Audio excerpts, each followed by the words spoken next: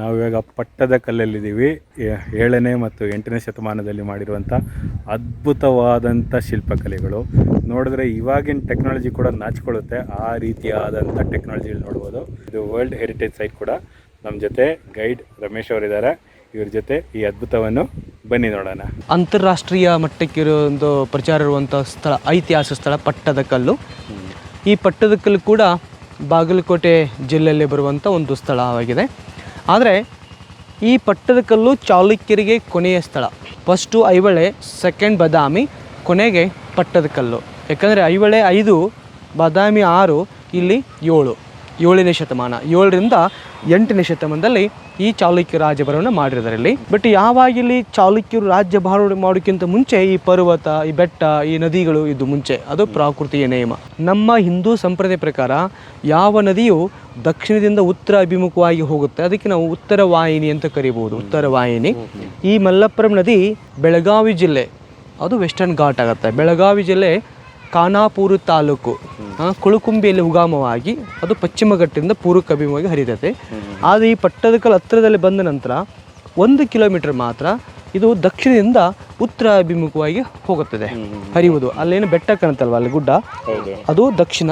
ಆ ಕಡೆ ಬೆಟ್ಟದಲ್ಲ, ಅದು ಉತ್ತರ. ಅಂದರೆ ಇದೇನಾಗುತ್ತೆ, ದಕ್ಷಿಣದಿಂದ ಉತ್ತರ ಅಭಿಮುಖವಾಗಿ ಹೋಗುವಂಥ ನದಿ ಈ ಮಲ್ಲಪ್ರಭಾ ನದಿ. ಈ ಮಲ್ಲಪ್ರಭಾ ನದಿಯ ಎಡದಂಡೆಯ ಮೇಲೆ ಈ ಚಾಲುಕ್ಯರು 7ರಿಂದ 8ನೇ ಶತಮಾನದಲ್ಲಿ ಒಟ್ಟಾರೆ ಇಲ್ಲಿ 9 ದೇವಾಲಯಗಳನ್ನು ಇಲ್ಲಿ ಕಟ್ಟಿದ್ದಾರೆ. It is group of temples. Is a old heritage site ಅಂತಾಗಿದ್ದು 1987ದಲ್ಲಿ.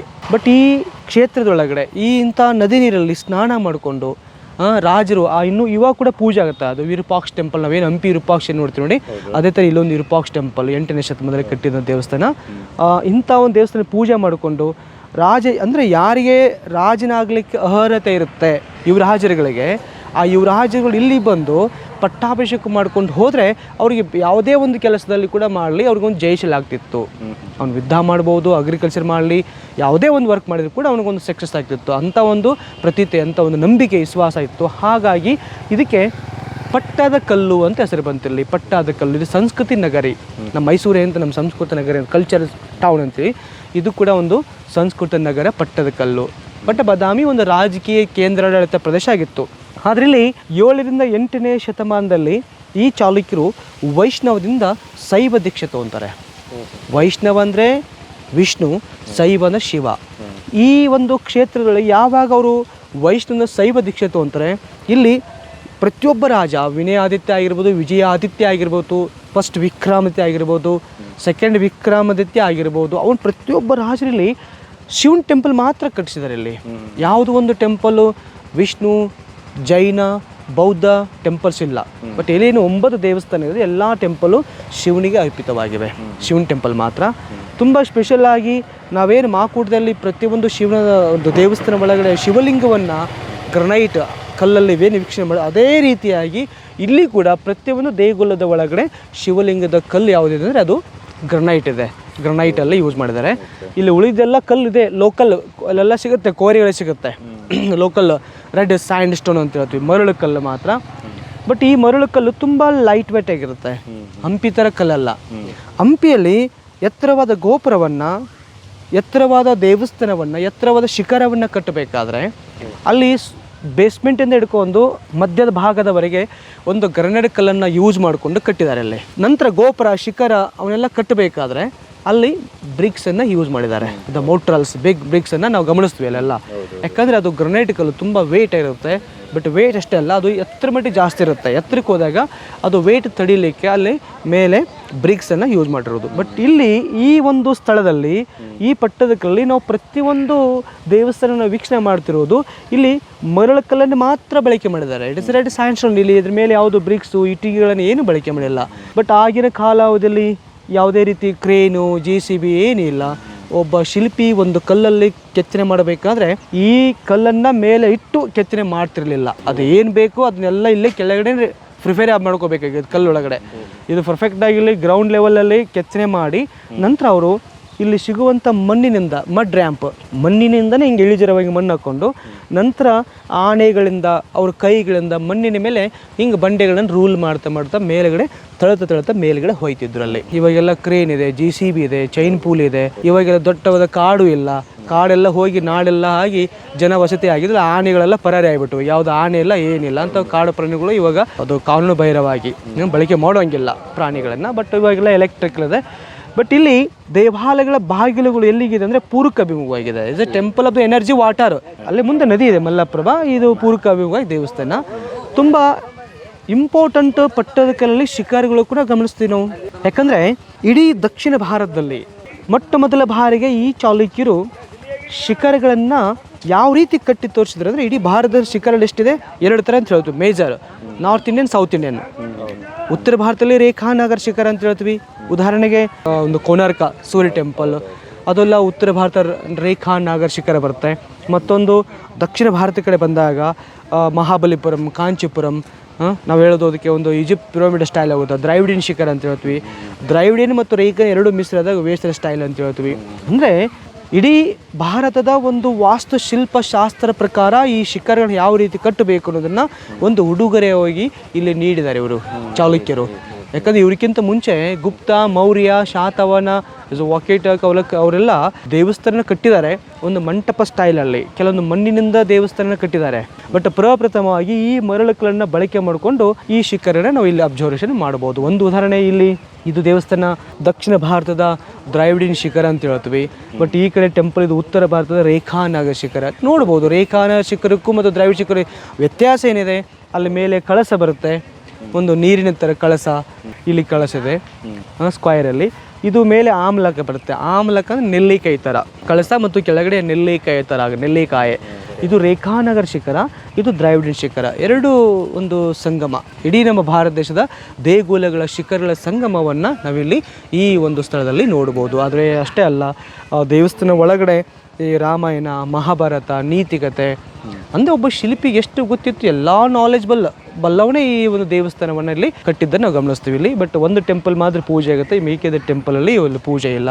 ಬಟ್ ಇಲ್ಲಿ ಕೂಡ 1986, 88 ಕೂಡ ಎಷ್ಟೋ ಮನೆಗಳಿದ್ವು ಇಲ್ಲಿ. ಆ ಮನೆಗಳಿಗೆ ಈ ನಮ್ಮ ಭಾರತೀಯ ಪುರಾತತ್ವ ಇಲಾಖೆ ದುಡ್ಡು ಕೊಟ್ಟರು, ಅವರಿಗೆಲ್ಲ ಸ್ಯಾಂಕ್ಷನ್ ಮಾಡಿ ಅವರಿಗೆಲ್ಲ ಮತ್ತೆ ಅಲ್ಲೇ ಜಾಗ ತೊಗೊಂಡು ಆ ಮನೆಗಳನ್ನು ಶಿಫ್ಟ್ ಮಾಡಿದರು. ನಾವು ಇವಾಗ ದೇವಸ್ಥಾನ ಒಳಗಡೆ ಇವಾಗ ವೀಕ್ಷಣೆ ಮಾಡಲಿಕ್ಕೆ ಹೋಗುವ ಸರ್. ಇವಾಗ ಬನ್ನಿ. ಈ ಟೆಂಪಲ್ಲು 8ನೇ ಶತಮಾನದಲ್ಲಿ ನಿರ್ಮಿತವಾದ ದೇವಸ್ಥಾನ. ಬಟ್ ಇಲ್ಲಿ ಯಾವುದೂ ಶಾಸನ ಇಲ್ಲ, ಯಾವ ರಾಜ ಕಟ್ಟಿಸಿದ್ದು ಉಲ್ಲೇಖ ಇಲ್ಲ. ಬಟ್ ಚಾಲುಕ್ಯರ ಕಾಲದಲ್ಲಿ ಈ ದೇವಸ್ಥಾನಗಳಲ್ಲಿ ತುಂಬ ಸ್ಪೆಷಲ್ ಆದಂಥ ಶಿವನ ಒಂದು ಪ್ರತಿಮೆಯನ್ನು ನಾವು ಇಲ್ಲಿ ಗಮನಿಸ್ತಾ ಇರುವುದು. ಇದು ಕೂಡ ಒಂದು ಗ್ರನೈಟ್ ಕಲ್ಲಿದೆ, ಗ್ರನೈಟ್. ಆಗಿನ ಕಾಲದಲ್ಲಿ ಆ ಶಿಲ್ಪಿಗಳಿಗೆ ಎಲ್ಲ ಗೊತ್ತಿತ್ತು ಈ ಕಲ್ಲು ಎಷ್ಟು ಲೇಯರ್ಸ್ ಇರುತ್ತೆ, ಯಾವ ರೀತಿ ಮಳೆ ನೀರನ್ನು ಅಬ್ಸರ್ವೇಷನ್ ಮಾಡ್ಕೊಳ್ಳುತ್ತೆ. ಯಾಕೆಂದರೆ ಒಂದು ಅರ್ಧ ಗಂಟೆ ಮಳೆ ಬಂದು ನಿಂತು ಹೋದ ನಂತರ 1 ಗಂಟೆವರೆಗೂ ಈ ಕಲ್ಲಿಂದ ನೀರು ಹನಿ ಬೀಳ್ತಾ ಇರುತ್ತೆ.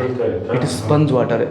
ಬಟ್ ಆದರೂ ಇಲಾಖೆಯವರು ಎಷ್ಟೆಷ್ಟು ನೋಡಿ ಇಲ್ಲೆಲ್ಲ ರೀಬಿಲ್ಟ್ ಮಾಡಿದ್ದಾರೆ, ಮೇಲೆ ಪ್ಯಾಚ್ ವರ್ಕ್ ಎಲ್ಲ ಮಾಡಿದ್ದಾರೆ. ಪ್ರಕೃತಿ ಮುಂದೆ ನಾವೆಲ್ಲ ಜೀರೋ ಈ ಥರ ಇಲ್ಲಿ ಹೆಸರು ಹೋಗಿದೆ. ಬಟ್ ಅದು ಹಂಗಲ್ಲ, ಅದು ನೀರನ್ನು ಬಿಟ್ಬಿಡುತ್ತೆ. ಗ್ರನೈಟು ಬೇರೆ ಕಡೆಯಿಂದ ಕಲ್ಲನ್ನು ತೆಗೆದುಕೊಂಡು ಬಂದು ಅದರಲ್ಲಿ ಲಿಂಗವನ್ನು ಪ್ರತಿಷ್ಠಾಪನೆ ಮಾಡಿರುವುದು. ಇಲ್ಲಿ ಕೆಳಗಿನ ಪೀಠ ಚೌಕಾಕಾರವಾಗಿವೆ. It is one of the style ಅಂತ ಹೇಳ್ಬೋದು. ಚಾಲುಕ್ಯರ ತುಂಬ ಡಿಫ್ರೆಂಟ್ ಆದಂಥ ಸ್ಟೈಲು. ಯಾಕೆ ನಾವು ಈ ಬೇಲೂರು, ಹಳೆಬೀಡು, ಹಂಪಿಲಿ ಹೋಗಿಬಿಟ್ರೆ ಆ ಕೆಳಗಿನ ಶಿವನ ಪೀಠ ಸುತ್ತು ಅಲ್ಲಿ ಏನಂತೂ ಓವೆಲ್ ಆಗಿರುತ್ತೆ, ರೌಂಡ್ ಇರುತ್ತೆ. ಅದು ಡಿಫ್ರೆಂಟ್ ಆಫ್ ಅವರವರು ಒಂದು ಕಲ್ಪನೆಯ ಮೂಲಕ ಒಂದು ವಿಗ್ರಹಗಳನ್ನು, ಆ ಪೀಠಗಳನ್ನು ಪ್ರತಿಷ್ಠಾಪನೆ ಮಾಡೋದು ನಾವು ಇಲ್ಲಿ ಗಮನಿಸ್ತೀವಿ. ಈ ಒಂದು ಗರ್ಭಗುಡಿ ಮತ್ತು ಸಭಾಮಂಟಪದಲ್ಲಿ ಯಾವುದೇ ರೀತಿಯಲ್ಲಿ ಕಂಬಗಳಿಲ್ಲ, ನೋ ಪಿಲ್ಲರ್ಸ್. ಅದರ ಅವಶ್ಯಕತೆಯೂ ಕೂಡ ಇರೋದಿಲ್ಲ. ಯಾಕಂದರೆ ಇಲ್ಲಿ ತುಂಬ ಚಿಕ್ಕದಾದಂಥ ಸಭಾಮಂಟಪ ಇದೆ. ಬಟ್ ಇದು ಕೂಡ ಎಲ್ಲ ಬಿದ್ದಿತ್ತು. ಇದನ್ನು ಮತ್ತೆ ರೀಬಿಲ್ಟನ್ನು ಮಾಡಿರುವುದು. ಇದೆಲ್ಲ ಈ ಐರನ್ ಆಗಿರ್ಬೋದು, ಈ 2 ಕಲ್ಲುಗಳಾಗಿರ್ಬೋದು ಇತ್ತೀಚಿನ ದಿನಮಾನಗಳಲ್ಲಿ ಆರ್ಕಿಯಾಲಜಿ ಬಂದು ರೀಬಿಲ್ಟನ್ನು ಮಾಡಿದ್ದಾರೆ. ಒಂದು ನೋಡ್ಬೋದು ಲೇಯರ್ಸ್, ಆ ಸೌಂಡ್ ಹೇಗೆ ಬರುತ್ತೆ, ಕಲ್ಲಿನ ಸೌಂಡು ಈ ಥರ ಒಂದೊಂದು ಲೇಯರ್ಸ್ ಎಲ್ಲ ಅದು ಇದಾಗುತ್ತಿರುತ್ತೆ. ಬಟ್ ಯಾವುದೂ ಇಲ್ಲಿ ಕೆತ್ತನೆ ಇಲ್ಲ, ಇಸ್ ನೋ ಕಾರ್ವಿಂಗ್ಸ್. ಜಸ್ಟ್ ಇಲ್ಲಿ 2 ಕಡೆಯೂ ಸ್ವಸ್ತಿಕದ ಒಂದು ವಿಂಡೋಸ್ಗಳನ್ನು ಇಲ್ಲಿ ನಾವು ಗಮನಿಸ್ತೀವಿ.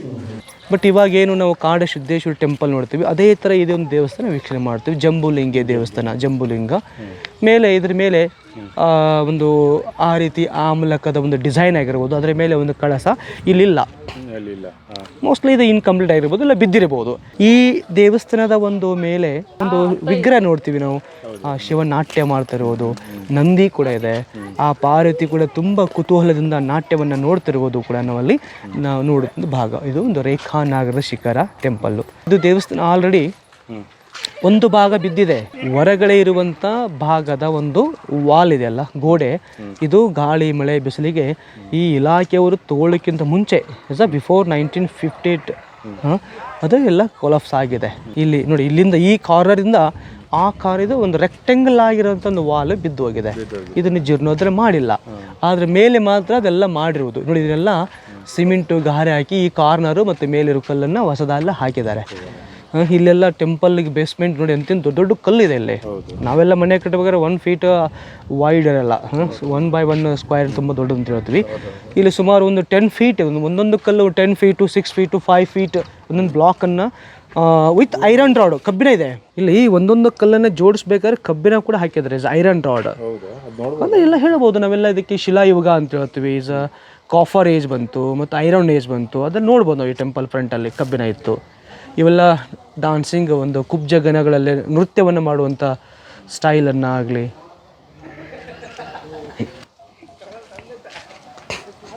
ನೋಡಿ ಇಲ್ಲಿ ಕೂಡ ಕಬ್ಬಿಣವನ್ನು ನೋಡ್ತೀವಿ. ಇದು ಐರನ್ ಕ್ಲಿಪ್ಸು ಇಲ್ಲಿ ಒಳಗಡೆ. ಇದು ಈ ಕಲ್ಲಿಂದ ಈ ಕಲ್ಲಿಗೆ ಜೋಡಿಸ್ಬೇಕಾದ್ರೆ ಒಂದು ಐರನ್ನನ್ನು ಹಾಕಿದ್ದಾರೆ. ಈ ಭಾಗ ಸಭಾಮಂಟಪ ಮತ್ತು ಹೊರಗಡೆ ಮುಖಮಂಟಪದ ಭಾಗ ಬಿದ್ದು ಹೋಗಿದೆ. ಬಿದ್ದಂಥ ಆ ಡ್ಯಾಮೇಜ್ ಆದಂಥ ಕಲ್ಲುಗಳು ಎಲ್ಲೋಯ್ತು ಗೊತ್ತಿಲ್ಲ. ಆದರೆ ಇಲ್ಲಿ ಕೆಲವೊಂದು ಕಂಬಗಳನ್ನು ಮಾತ್ರ, ಬೀಮ್ಸ್ ಮಾತ್ರ ನಾವಿಲ್ಲಿ ಗಮನಿಸಬಹುದು. ಈ ಕಂಬ ಇದೇ ಟೆಂಪಲ್ ಅಂತ ಹೇಳೋದು ನಾವು ಇಲ್ಲಿ ಸೈಡಲ್ಲಿ ಇಟ್ಟಿರುವುದು. ಇದೆಲ್ಲ ಒರಿಜಿನಲ್, ಇದೆಲ್ಲ ಇದು ಮಾತ್ರ ಇದು ಹೊಸ್ದಾಗಿ ಮಾಡಿರುವುದು. ಈ ಪ್ಲಾಟ್ಫಾರ್ಮ್ ಇದೆಲ್ಲ ಹೊಸ್ದಾಗಿ ಆಗೋದು. ಈ ಪ್ಲಾಟ್ಫಾರ್ಮ್ ಎಲ್ಲ ಆಗಿದ್ದು ಇತ್ತೀಚಿನ ದಿನಗಳಲ್ಲಿ ಮಾತ್ರ. ಇದು ಒರಿಜಿನಲ್ ಸರ್, ಇದು ಅಲ್ಲ, ಇದು ಒರಿಜಿನಲ್ ಬೇಸ್ಮೆಂಟ್. ಇದು ಟೆಂಪಲ್ದು ಒಂದು ಬೇಸ್ ಇದು. ಇದು ಮಾತ್ರ ಪ್ಲಾಟ್ಫಾರ್ಮ್ ಮಾಡೋದು ಡಿಫಾರ್ಮೆಂಟ್ದವರು. ನೋಡಿ, ಇದು ಕಬ್ಬಿಣ ಇಲ್ಲಿದಲ್ಲ, ಐರನ್. 1300 ವರ್ಷಗಳ ಹಿಂದೆ ಕಂಬದ ಕೆಳಗಡೆ ಒಂದು ಕಂಬನಿಟ್ಟು ಸಭಾಮಂಟಪವನ್ನು ನಿರ್ಮಿಸಬೇಕಾದ್ರೆ ಈ ಥರ ಕಬ್ಬಿಣದ ಅವಶ್ಯಕತೆ ಇತ್ತು. ಯಾವುದು ಕಲ್ಲುಗಳು ಶೇಕ್ ಆಗಬಾರ್ದು, ಬೀಳಬಾರ್ದು. ಇಲ್ಲಿ ಅಷ್ಟೇ ಅಲ್ಲ, ಈ ಗೋಡೆ ಒಳಗಡೆ ಕೂಡ ಇಲ್ಲಿ ಕೂಡ ಕಬ್ಬಿಣವನ್ನು ಬಳಕೆ ಮಾಡಿದ್ದಾರೆ. ಅಂದರೆ ಚಾಲುಕ್ಯರಿಗಿಂತ ಮುಂಚೆ ಈ ಶಾತವಾಹನರಾಗಿರ್ಬೋದು, ಗುಪ್ತರಾಗಿರ್ಬೋದು. Gupta is one of the golden period in India. ಇವರಿಗೆಲ್ಲ ಸುಮ್ಮನೆ ಅಡ್ವಾನ್ಸ್ ಆಗಿ ಎಲ್ಲ ಟೆಕ್ನಾಲಜಿ ಗೊತ್ತಿತ್ತು ಇವರಿಗೆ. ಆದರೆ ಇಡೀ ಈ ನಮ್ಮ ಭಾರತ ಇತಿಹಾಸ ಸಂಪೂರ್ಣವಾಗಿ ಹಾಳಾಗಲಿಕ್ಕೆ ಕಾರಣ ಅಂದರೆ ಈ ಕೆಲವೊಂದು 12ರಿಂದ 19ನೇ ಶತಮಾನದಲ್ಲಿ ಯಾವಾಗ ಈ ಹಿಂದೂ ಸಾಮ್ರಾಜ್ಯಗಳು ಒಂದೊಂದೇ ಕೆಳಗೆ ಬೀಳಲಿಕ್ಕೆ ಸ್ಟಾರ್ಟ್ ಆಗಿತ್ತು. ಅಂದರೆ ನಮ್ಮೊಳಗಡೆ ಜಗಳ, ಕುತಂತ್ರ, ರಾಜಕೀಯ ಆಡಳಿತಕ್ಕೋಸ್ಕರ ಒಂದು ಕುತಂತ್ರ ಮಾಡಿಕೊಂಡು ಇದು ಮಾಡಿದ್ದಾರೆ. ಅದೆಲ್ಲ ಇದಾಗಿದೆ. ಫಾರ್ ಎಕ್ಸಾಂಪಲ್, ಇದು ಇಸ್ಲಾಮಿಕ್ ಆಗಿರ್ಬೋದು, ಪೋರ್ಚುಗೀಸ್ ಆಗಿರ್ಬೋದು, ಡಚ್ ಆಗಿರ್ಬೋದು, ಈಸ್ಟ್ ಇಂಡಿಯಾ ಕಂಪ್ನಿ ಆಗಿರ್ಬೋದು, ಹಲವಾರು ಕಾರಣಗಳಿಂದ ಹೋಗಿದೆ. ಕೆಲವೊಂದು ಲೋಕಲ್ ಜನ ಕೂಡ ಕೆಲವೊಂದು ನಿಧಿಗೋಸ್ಕರ. ನೋಡಿ, ಎಲ್ಲ ಪೀಠ ಇಲ್ಲ. ಒಂದು ಶಿವನ ಪ್ರತಿಮೆ ಮಾತ್ರ ನಾವಿಲ್ಲಿ ಗಮನಿಸ್ತೀವಿ. ಸುತ್ತು ಅಲ್ಲಿ ಪೀಠ ಇಲ್ಲ. ಒಂದು ಗರ್ಭಗುಡಿ, ಅಂತರಾಳ, ಸಭಾಮಂಟಪ, ಹೊರಗಡೆ ಮುಖಮಂಟಪ. ಬಟ್ ಕೆತ್ತನೆ ಇಲ್ಲ ಒಳಗಡೆ. ಒಂದೊಂದು ಕಲ್ಲನ್ನು ಒಂದೊಂದು ಲಾಕ್ ಮಾಡ್ಬೇಕಾದ್ರೆ ಇಲ್ಲಿ ಕೂಡ ಮಣ್ಣಿತ್ತು ನೋಡಿ. ಆಗಿನ ಕಾಲದಲ್ಲಿ ಮಣ್ಣು ಇಲ್ಲಿ ಜಾಯಿಂಟ್ ಮಾಡಲಿಕ್ಕೆ mud, light weight mud, Hampi ಥರ ಮಣ್ಣಲ್ಲ, ಅದು ಐರನ್ ಕ್ವಾಂಟಿಟಿ ಇರುತ್ತೆ, ತುಂಬ ವೆಯ್ಟ್ ಇರುತ್ತೆ. ಇದು ವೆಯ್ಟ್ ಲೈಟ್ ತುಂಬ. ಗ್ರನೈಟು. ಈ ದೇವಸ್ಥಾನಕ್ಕೆ ನಾವು ಗಳಗನಾಥ ಟೆಂಪಲ್ ಅಂತ ಹೇಳ್ತೀವಿ. ಗಳಗನಾಥ ಶಿವನಿಗೆ 108 ಹೆಸರಿದೆ. 108 ಹೆಸರಲ್ಲಿ ನಾವು ಕರಿತೀವಿ ಅಲ್ವಾ. ವಿರೂಪಾಕ್ಷ, ಚಂದ್ರಶೇಖರ, ಮಲ್ಲಿಕಾರ್ಜುನ, ಆ ರೀತಿಯಾದಂಥ ಒಂದು ಹೆಸರು ಗಳಗನಾಥೇಶ್ವರ. ಈ ದೇವಾಲಯ ಏನು 1300 ವರ್ಷದ ಹಿಂದಿನ ಕಾಲಾವಧಿಯಲ್ಲಿ ಚಾಲುಕ್ಯರ ರಾಜ ಏನು ಕಟ್ಟಿದ್ದ ಅದೇ ಸ್ಥಿತಿಯಲ್ಲಿ ಇದ್ದಿದ್ದರೆ ಈ ಟೆಂಪಲ್ ಪರಿಪೂರ್ಣವಾಗಿ ಆ ರೀತಿ ಕಾಣ್ತಿತ್ತು. ಅಂದರೆ ವಿಶಾಲವಾದಂಥ ಸಭಾಮಂಟಪ ಇಲ್ಲಿ ಇರ್ತಿತ್ತು ಇಲ್ಲಿ. ಬಟ್ ಅದು ಅನಿವಾರ್ಯವಾಗಿ ಗಾಳಿ, ಮಳೆ, ಬಿಸಿಲಿಗೆ ಇದೆಲ್ಲ ಬಿದ್ದಿದೆ. ಯಾಕಂದ್ರೆ ಒಂದು ವೇಳೆ ನಾವು ಬಿಜಾಪುರ ಗೋಲ್ ಗುಮಜ್ ಕಟ್ಟಿದ್ರು ಆದಿಲ್ ಶಾಹಿಗಳು, ಅದಕ್ಕಿಂತ ಬೃಹತ್ತಾಕಾರವಾಗಿ ಕಟ್ಟುವಂಥ ಪ್ಲಾನಿಂಗ್ ಇದ್ದು ಬಾರಾ ಕಮಾನ್, ಅದು ಅಪೂರ್ಣವಾಗಿದೆ. ಆ ರೀತಿಯಾಗಿ ಇಲ್ಲಿ ಅಪೂರ್ಣವಾಗಿಲ್ಲ, ಇದು ಪೂರ್ಣವಾಗಿತ್ತು. ಅದಕ್ಕೆ ಸಾಕ್ಷಿ ಅಂದರೆ ಈ ಪ್ಲಿಂತ್ ಇದೆ, ಇಲ್ಲಿ ಬೇಸ್ಮೆಂಟ್ ಇದೆ, ಇಲ್ಲಿ ಕೂಡ ಮುಂದೆ ಕೂಡ ಬೇಸ್ಮೆಂಟ್ ಇದೆ. ಇದು ಅಲ್ಲ, ಇದಿಲ್ಲಿ ನೋಡಿ, ಇದೆ ಸ್ಕ್ವೈರಲ್ಲಿ. ಬಟ್ ಈ ಕಂಬಗಳ ಪ್ಲಾನಿಂಗ್ ಇದೆ. ಇದು ನೋಡಿ ಪಿಲ್ಲರ್ ಹಾಲ್ ಇದೆ ಲೈನು, ಬಟ್ ಅಲ್ಲಿ ಬಿದ್ದಂಥ ಕಂಬ ಇದೆ. ಇದೇ ಒಂದು ಎವಿಡೆನ್ಸ್. ಇದು ಪೂರ್ಣವಾಗಿತ್ತು. ಇದು ಸುಮಾರು ನಮ್ಮ ಇಲಾಖೆಯವರು ತೋಳಿಕ್ಕಿಂತ ಮುಂಚೆ ಇದು ಬಿದ್ದು ಹೋಗಿದೆ. Temple Galaganatha temple. ಒಂದೆಳೆ ಈ ಟೆಂಪಲ್ ಪೂರ್ಣ ಇದ್ದರೆ ಇಲ್ಲಿ ಮುಂದೆ 2 ಕಿಂಡಿಗಳು ಕಾಣ್ತಾರಿಲ್ಲ, ನಮಗೆ ಕಾಣಕ್ಕೆ ಸಾಧ್ಯನೇ ಇಲ್ಲ. ಯಾಕಂದರೆ ಇಲ್ಲಿ ತುಂಬ 2 ಬೀಮ್ಸ್ ಬಂದುಬಿಡುತ್ತೆ, ಮೇಲೊಂದು ಕೆಳಗೊಂದೆ. ಇದೇನೈತೆ ಇಷ್ಟು ಹೈಟ್ ಬಂದುಬಿಡುತ್ತೆ, ಸ್ವಲ್ಪ ಎಡಭಾಗಕ್ಕೆ ಬಲಭಾಗಕ್ಕೆ ಇಷ್ಟು ಇಳಿಜಾರವಾಗಿ ಬಂದುಬಿಡುತ್ತೆ, ಸ್ಲೋಪಿಂಗ್ ರೂಪಲ್ಲಿ ಬಂದುಬಿಡುತ್ತೆ ಟೆಂಪಲ್. ಈ ಜಗನ್ನಾಥ ಪುರಿ ಟೆಂಪಲ್ ಇದೆಲ್ಲ, ಅದು ತುಂಬ ಅದ್ಭುತವಾದಂಥ ಒಂದು ಶಿಖರ. ಜಗನ್ನಾಥ ಪುರಿ ಟೆಂಪಲ್ಲು, ಓರಿಸಾ ಸನ್ ಟೆಂಪಲ್ಲು, ಇದು ಕೂಡ ಅದೇ ಥರ ಒಂದು ಶಿಖರ. ಇಟ್ ಇಸ್ ಪಿಲ್ಲರು ಒಂದೆಲ್ಲ ಇದು ಕಟ್ಟಾಗಿದೆ. ಇಲ್ಲಿ ಒಂದು ಮಂಟಪ, ಇಲ್ಲ ಜಸ್ಟ್ ಮಂಟಪ ಸ್ಟೈಲ್. ಅಲ್ಲೇನು ನಂದಿ ಮಂಟಪ ಇದೆಲ್ಲ ಅದೇ ಥರ ಇದೊಂದು ಮಂಟಪ. ಇದೆಲ್ಲ ಬಿದ್ದು ಹೋಗಿದೆ. ಒಂದು ಪಟ್ಟಾಭಿಷೇಕ ನಡೆಯುವಂಥ ಸ್ಥಳ ಅಂತ ಹೇಳ್ತಾರೆ, ಬಟ್ ಯಾವುದೇ ರೀತಿಯಲ್ಲಿ ಒಂದು ಶಾಸನದ ಇಲ್ಲ. ಆ ರಾಜನ ಒಂದು ಗತ ವೈಭವ, ಕುಳಿತುಕೊಳ್ಳಿಕ್ಕೆ ಸ್ಟೈಲ್ ಹೇಗಿತ್ತು, ವಿಶ್ರಾಂತಿಯನ್ನು ಪಡೆಯುವಂಥ ಒಂದು ಕೌಶಲ್ಯತೆ ಅಲ್ಲಿ ನೋಡಿ ಹೇಗಿದೆ. ಒಂದು ಪಿಲೋ ಇದೆ, ದಿಂಬಿನ ಮೇಲೆ ಒಂದು ಸೋಫಾ ಮೇಲೆ ಕೂತ್ಕೋಬೇಕಾದ್ರೆ ಯಾವ ಸ್ಟೈಲ್ ಇರುತ್ತೆ ನೋಡ್ಬೋತೀವಿ ಇಲ್ಲಿ. ಇದು ಚಂದ್ರಶೇಖರ ದೇವಾಲಯ. ಚಂದ್ರಶೇಖರ ಒಳಗಡೆ ಶಿವಲಿಂಗ ಇದೆ, ಪ್ಲಾಟ್ಫಾರ್ಮ್ ಆಗಿದೆ, ಮೇಲೆ ಯಾವುದೂ ಶಿಖರ ಗೋಪುರ ಇಲ್ಲ. ಇಲ್ಲಿ ಹೊರಗಡೆ ನಂದಿ ಇಲ್ಲ. ಇದು ಕಟ್ಟಿದ್ದೇ ಒಂದು ಅಪೂರ್ಣವಾಗಿದೆ. ಇದು ಇನ್ಕಂಪ್ಲೀಟ್, ಇದನ್ನು ಕಂಪ್ಲೀಟ್ ಆಗಿಲ್ಲ. ಇದನ್ನು ಪೂರ್ಣವಾಗಿ ಜೀರ್ಣೋದ್ಧಾರ ಮಾಡಿ ರೀಬಿಲ್ಟನ್ನು ಮಾಡಿದ್ದಾರೆ. ಇದನ್ನು ರೀಬಿಲ್ಡ್ ಮಾಡಿರೋದು. ಪೀಠ ಒಳಗಡೆ ಚಿಕ್ಕದಂತ, ಒಳಗಡೆ ಯಾವುದು ಕೆತ್ತನೆ ಇಲ್ಲ, ಶಿವನ ಒಂದು ಪ್ರತಿಮೆ ಮಾತ್ರ ಇಲ್ಲಿ ಇರುವುದು ಒಳಗಡೆ. ಚಂದ್ರಶೇಖರ ಒಂದು ಶಿವನ ಒಂದು ಹೆಸರು. ಅದು ಕೂಡ ಕಲ್ಲು ನೋಡಿ. ಈ ಪೀಠ ಕೆಳಗಿಂದ ಮೇಲವರೆಗೂ ಕೂಡ ಏನಿದೆ ಒಂದೇ ಒಂದು ಕಲ್ಲು. ಅದು ಒಂದು monolithic stone. It is granite ಇದೆ. ಆದರೆ ಕೆಲವೊಂದು ದೇವಸ್ಥಾನ ಹೇಗಿದೆ, ಶಿವಲಿಂಗವೇ ಸ್ಟೋನೇ ಬೇರೆ ಇರುತ್ತೆ, ಆ ಸುತ್ತು ಪೀಠ ಬೇರೆ ಇರುತ್ತೆ. ಆ ಪೀಠ ಕಟ್ಟಿರೋದು ಒಂದು ಮರಳು ಕಲ್ಲಿಂದ ಕಟ್ಟಿರ್ತಾರೆ, ಹಿಂಗೆ ಚೌಕ ಆಕಾರವಾಗಿ. ಇದನ್ನು ಒಂದು ಮಾಡೆಲ್ಲ. ಇಡೀ ಪಟ್ಟದಕಲ್ಲಲ್ಲಿ ಸುಮಾರು 9 ದೇವಸ್ಥಾನಗಳು ಏನಿದೆ, ಈ 9 ದೇವಾಲಯಗಳಲ್ಲಿ ಇದೊಂದು ಮೊಟ್ಟ ಮೊದಲನೇ ದೇವಾಲಯ. ಇದು ಫಸ್ಟ್ ಟೆಂಪಲ್ಲು. ಈ ದೇವಸ್ಥಾನವನ್ನು ವಿಜಯಾದಿತ್ಯ ರಾಜ ಕಟ್ಟಿಸಿದ್ದಾನೆ. ಒಬ್ಬ ರಾಜ ದೇವಸ್ಥಾನ ಕಟ್ಟಿಸ್ಬೇಕಾದ್ರೆ ಆಗಿನ ಕಾಲಾವಧಿಯಲ್ಲಿ ಅವ್ರ main earn of the money ಅಗ್ರಿಕಲ್ಚರೇ ಬೆಸ್ಟ್, ವ್ಯವಸಾಯನೇ ಮೂಲ, ನಂತರ ಬಿಸ್ನೆಸ್ ಆಗಿತ್ತು. ಆಗ ವ್ಯವಸಾಯ ಮಾಡಬೇಕಾದ್ರೆ ಇವತ್ತಿರುವಂಥ ಸ್ಪೆಷಾಲಿಟಿ ಏನಿದೆ, ಎಲೆಕ್ಟ್ರಿಕಲ್ ಇದೆ, ಬೋರ್ವೆಲ್ ಇದೆ, ಎವ್ರಿಥಿಂಗ್ ಆಲ್ಸೋ ನಾವು. ಬಟ್ ಆಗ ಈ ಎಲೆಕ್ಟ್ರಿಕಲ್ ಪವರ್ ಇದ್ದಿಲ್ಲ. ಅಂದರೆ ವ್ಯವಸಾಯ ಹೇಗೆ ಮಾಡ್ಬೋದಾಗಿತ್ತು, ಸ್ಟೆಪ್ಸ್ ಎಲ್ಲ ಇಲ್ಲ ಇತ್ತು, ಬಾವಿ ಇತ್ತು. ಬಟ್ ಆ ಬಾವಿ ನೀರನ್ನು ತಗೊಳ್ಳಿಕ್ಕೆ ಅದೊಂದು ವ್ಯವಸ್ಥೆ ಬೇಕಲ್ವಾ. ಅಂದರೆ ಎಲ್ಲ ರೈತರು ಮಳೆ ಮೇಲೇ ಅವಲಂಬನೆ ಆಗಿದ್ರು, ಮಳೆ ನೀರನ್ನೇ. ಮಳೆ ನೀರು ಇರದೇ ಇದ್ದರೆ ಅಲ್ಲಿ ವ್ಯವಸಾಯ ಅದಕ್ಕೇನಂತೀವಿ ನಾವು ಬರಗಾಲ ಅಂತ ಬಿಡ್ತೀವಿ. ಆ ಥರನೂ ಆಗಿರ್ಬೋದು, ಕೆಲವೊಂದು ಯುದ್ಧಗಳಾಗಿರ್ಬೋದು, ಏನೇ ಟೋಟಲಿ ರಾಜಿನಲ್ಲಿ ಆ ಹಣದ ಕೊರತೆ ಇರುವುದರಿಂದ ಈ ದೇವಸ್ಥಾನ ಅಪೂರ್ಣವಾಗಿ ನಮಗೆ ಕಂಡು ಬರುತ್ತೆ. ಯಾವುದು ಕಂಬದ ಮೇಲೆ ಇಲ್ಲಿ ಕೆತ್ತನೆ ಇಲ್ಲ. ಸುಮಾರು ಒಂದು 24 ಕಂಬಗಳಿರ್ಬೋದು. ಕಂಬದ ಮೇಲೆ ಯಾವುದು ಡಿಸೈನ್ಸು ಕೆತ್ತನೆ ಇಲ್ಲ. ಅಂದರೆ ರಾಜನ ಹತ್ರ ಎಕನಾಮಿಕ್ ತುಂಬ ಚೆನ್ನಾಗಿದ್ರೆ ಮಾತ್ರ ಟೆಂಪಲ್ ಸ್ಟ್ರಕ್ಚರ್ ಆಗುತ್ತೆ. ಇನ್ನೊಂದೊಬ್ಬ ರಾಜ ಒಂದು ದೇವಸ್ಥಾನ ಕಟ್ಟಿಸ್ಬೇಕಾದ್ರೆ, ಇವತ್ತು ನಾನು ಒಂದು ಮನೆ ಕಟ್ಟಬೇಕಾದ್ರೆ ಮನೆಯ ಸುತ್ತಮುತ್ತಿರುವ ಜನರ ಜೊತೆ ನಾವು ಪ್ರೀತಿಯಿಂದ ಇರಬೇಕು. ಮನೆ ಪಕ್ಕ ಇರದೇ ಇದ್ರೆ ಮನೆ ಆಗಲ್ಲ. ಅವನು ಯಾವುದೇ ಕೇಸ್ ಆಗ್ತಿರ್ತಾನೆ, ಸುಮ್ಮನೆ ಅದು ಯಾವುದೇ ನಾವು ಅಲ್ಗಲ್ಲ ಹಾಕ್ಬಿಡಿ, ಅದು ಆಗಲ್ಲ, ಮನೇನೇ ಆಗಲ್ಲ, ಅದು ಮಟನ್ ಆಗಿಬಿಡುತ್ತೆ. ಅಂದರೆ ಈ ಆಗಿನ ಕಾಲದಲ್ಲಿ ಹಾಗೇನೆ ಒಬ್ಬ ರಾಜ ಒಂದು ದೇವಸ್ಥಾನ ಕಟ್ಟಿಸ್ಬೇಕಾದ್ರೆ ಇಲ್ಲಿ ಸಣ್ಣ ಪುಟ್ಟ ಸಾಮ್ರಾಜ್ಯಗಳ ಜೊತೆಯಲ್ಲಿ, ರಾಜನ ಜೊತೆಯಲ್ಲಿ ಒಂದು ಒಡಂಬಡಿಕೆ ಮಾಡ್ಕೊಳ್ಬೇಕಾಗಿತ್ತು. ಅವನು ಒಳ್ಳೆ ಪ್ರೀತಿಯಿಂದ ಇರಬೇಕಾಗಿತ್ತು. ಯಾವುದು ಯುದ್ಧಗಳ ನಡೆದಾಗೇ ಆ ಬುದ್ಧಿವಂತಿಕೆನ ಅವ್ರು ತೋರಿಸ್ಕೊಡ್ಬೇಕಾಗಿತ್ತು. ಅಂದರೆ ಮಾತ್ರ ಇವನ ಕನಸು ನನಸಾಗಲಿಕ್ಕೆ ಸಾಧ್ಯ. ಒಂದು ದೇವಸ್ಥಾನ ಕಟ್ಟಬೇಕಾದ್ರೆ ಮಿನಿಮಮ್ 6 ರಿಂದ 8 ವರ್ಷ ಬೇಕಾಗಿತ್ತು. ಮತ್ತು 8-6 ವರ್ಷದಲ್ಲಿ ಇರಬೇಕಾದ್ರೆ ಜನರ ಒಂದು ಪ್ರೀತಿ ಗೆಲ್ಲಬೇಕಾಗಿತ್ತು ರಾಜ. ಅದು ಗೆಲ್ಲಲಿಕ್ಕೆ ಅಂದರೆ ಅವನು ಟೆಂಪಲ್ ಕಟ್ಟಲಿಕ್ಕೆ ಸಾಧ್ಯನೇ ಇಲ್ಲ. ಬೇರೆ ರಾಜ ಏನು ದೇವಸ್ಥಾನ ಕಟ್ಸೋನು, ಕಟ್ಟೋರು ಬೇರೆ, ಅಲ್ಲಿ ಹೆಲ್ಪ್ ಮಾಡೋರು ಬೇರೆ ಇರ್ತಾರೆ. ಈ ಥರ ಅಂದರೆ ಇದು ಏನಿದೆ, ಒಂದು ದೇವಸ್ಥಾನ ಅಸ್ತವ್ಯಸ್ತ ಆಗಿದೆ ಅಂಥ ಒಂದು ಸಮಯದಲ್ಲಿ ಇವಳು ತುಂಬ ದೊಡ್ಡ ನೃತ್ಯವನ್ನು ಮಾಡುವಳು, ಡಾನ್ಸರ್ ಇವಳು. ಹಳೆಗನ್ನಡದಲ್ಲಿ ರೆಕಾರ್ಡ್ ಆಗಿದೆ. ಇವಳು ಈ 3 ಕಂಬಗಳನ್ನು ಒಂದು ಡೊನೇಟ್ ಮಾಡಿದಳು. ಆದರೆ ರಾಜ ಆಳ್ವಿಕೆಯಲ್ಲಿ ಇವಳು ಒಂದು ದಾನದ ರೂಪದಲ್ಲಿ ಕಂಬಗಳನ್ನು ಕೊಲ್ಲಿಲ್ಲ, ಒಂದು ಗಿಫ್ಟ್ ರೂಪದಲ್ಲಿ ಕೊಟ್ಟಳು, ಪ್ರೆಸೆಂಟೇಷನ್ ಮಾಡಿದಳು. ವಾಪಸ್ ಇವಳು ತೋಳಷ್ಟು ಶಕ್ತಿ ಇವಳಲ್ಲಿ ರಾಜ ಕೊಡಬಹುದು, 10, 16, 15 ಕಂಬಗಳನ್ನು ಕೊಡಬಹುದು ರಾಜ ಅವನು. ಇಲ್ಲಿ ಒಂದು ಮಾನವೀಯತೆ ಇತ್ತು ಇಲ್ಲಿ. ಬಟ್ ಅವನು ಕೂಡ ದೊಡ್ಡ ವ್ಯಾಪಾರಸ್ಥ. ಕೆಲವೊಂದು ವರ್ಕರ್ಸ್ಗೆ ಅವ್ರು ಪೇಮೆಂಟ್ ಮಾಡಿದವರು, ಗದ್ದೆ ನಾಣ್ಯಗಳನ್ನು ಕೊಟ್ಟರು. ಇದು ವಿಜಯೇಶ್ವರನ ಮನೆ ಆಗಿತ್ತು ಒಂದು ಶಾಸನದಲ್ಲಿ ತಿಳಿದು ಬರುತ್ತೆ.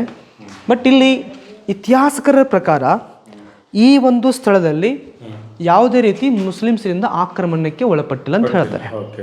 ಆದರೂ ಕೂಡ ಇಲ್ಲಿ ಏನಾಗಿದೆ, ಒಳಗಡೆ ಶಿವನ ತಲೆ ಭಿನ್ನವಾಗಿದೆ, ಕಟ್ಟಾಗಿದೆ.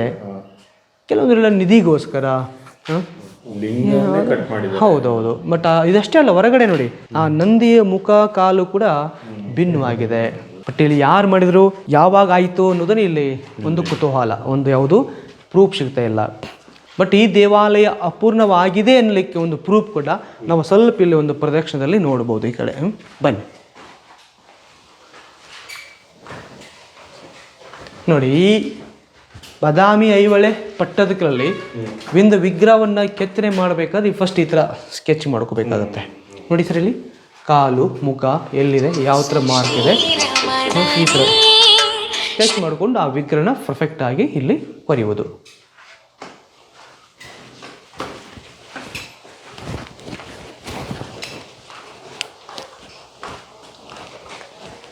ನೋಡಿ ಇಲ್ಲಿ ಕೂಡ ಹುಳಿ ಸುತ್ತಿಗೆಯಿಂದ ಕಟ್ ಮಾಡ್ತಿದ್ರು.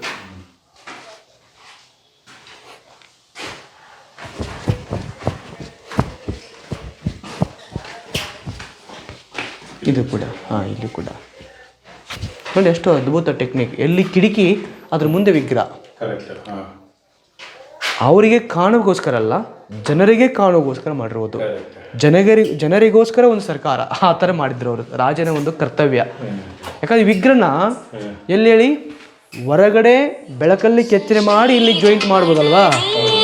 ಇಲ್ಲೇನು ತಂದು ಈ ಥರ ಕೆತ್ತನೆ ಯಾರು ಅವರು ಅಷ್ಟೊಂದು ಇದೇ ಇರಲಿಲ್ಲ. ಎಲ್ಲಾದ್ರು ತುಂಬ ಬುದ್ಧಿವಂತವರು.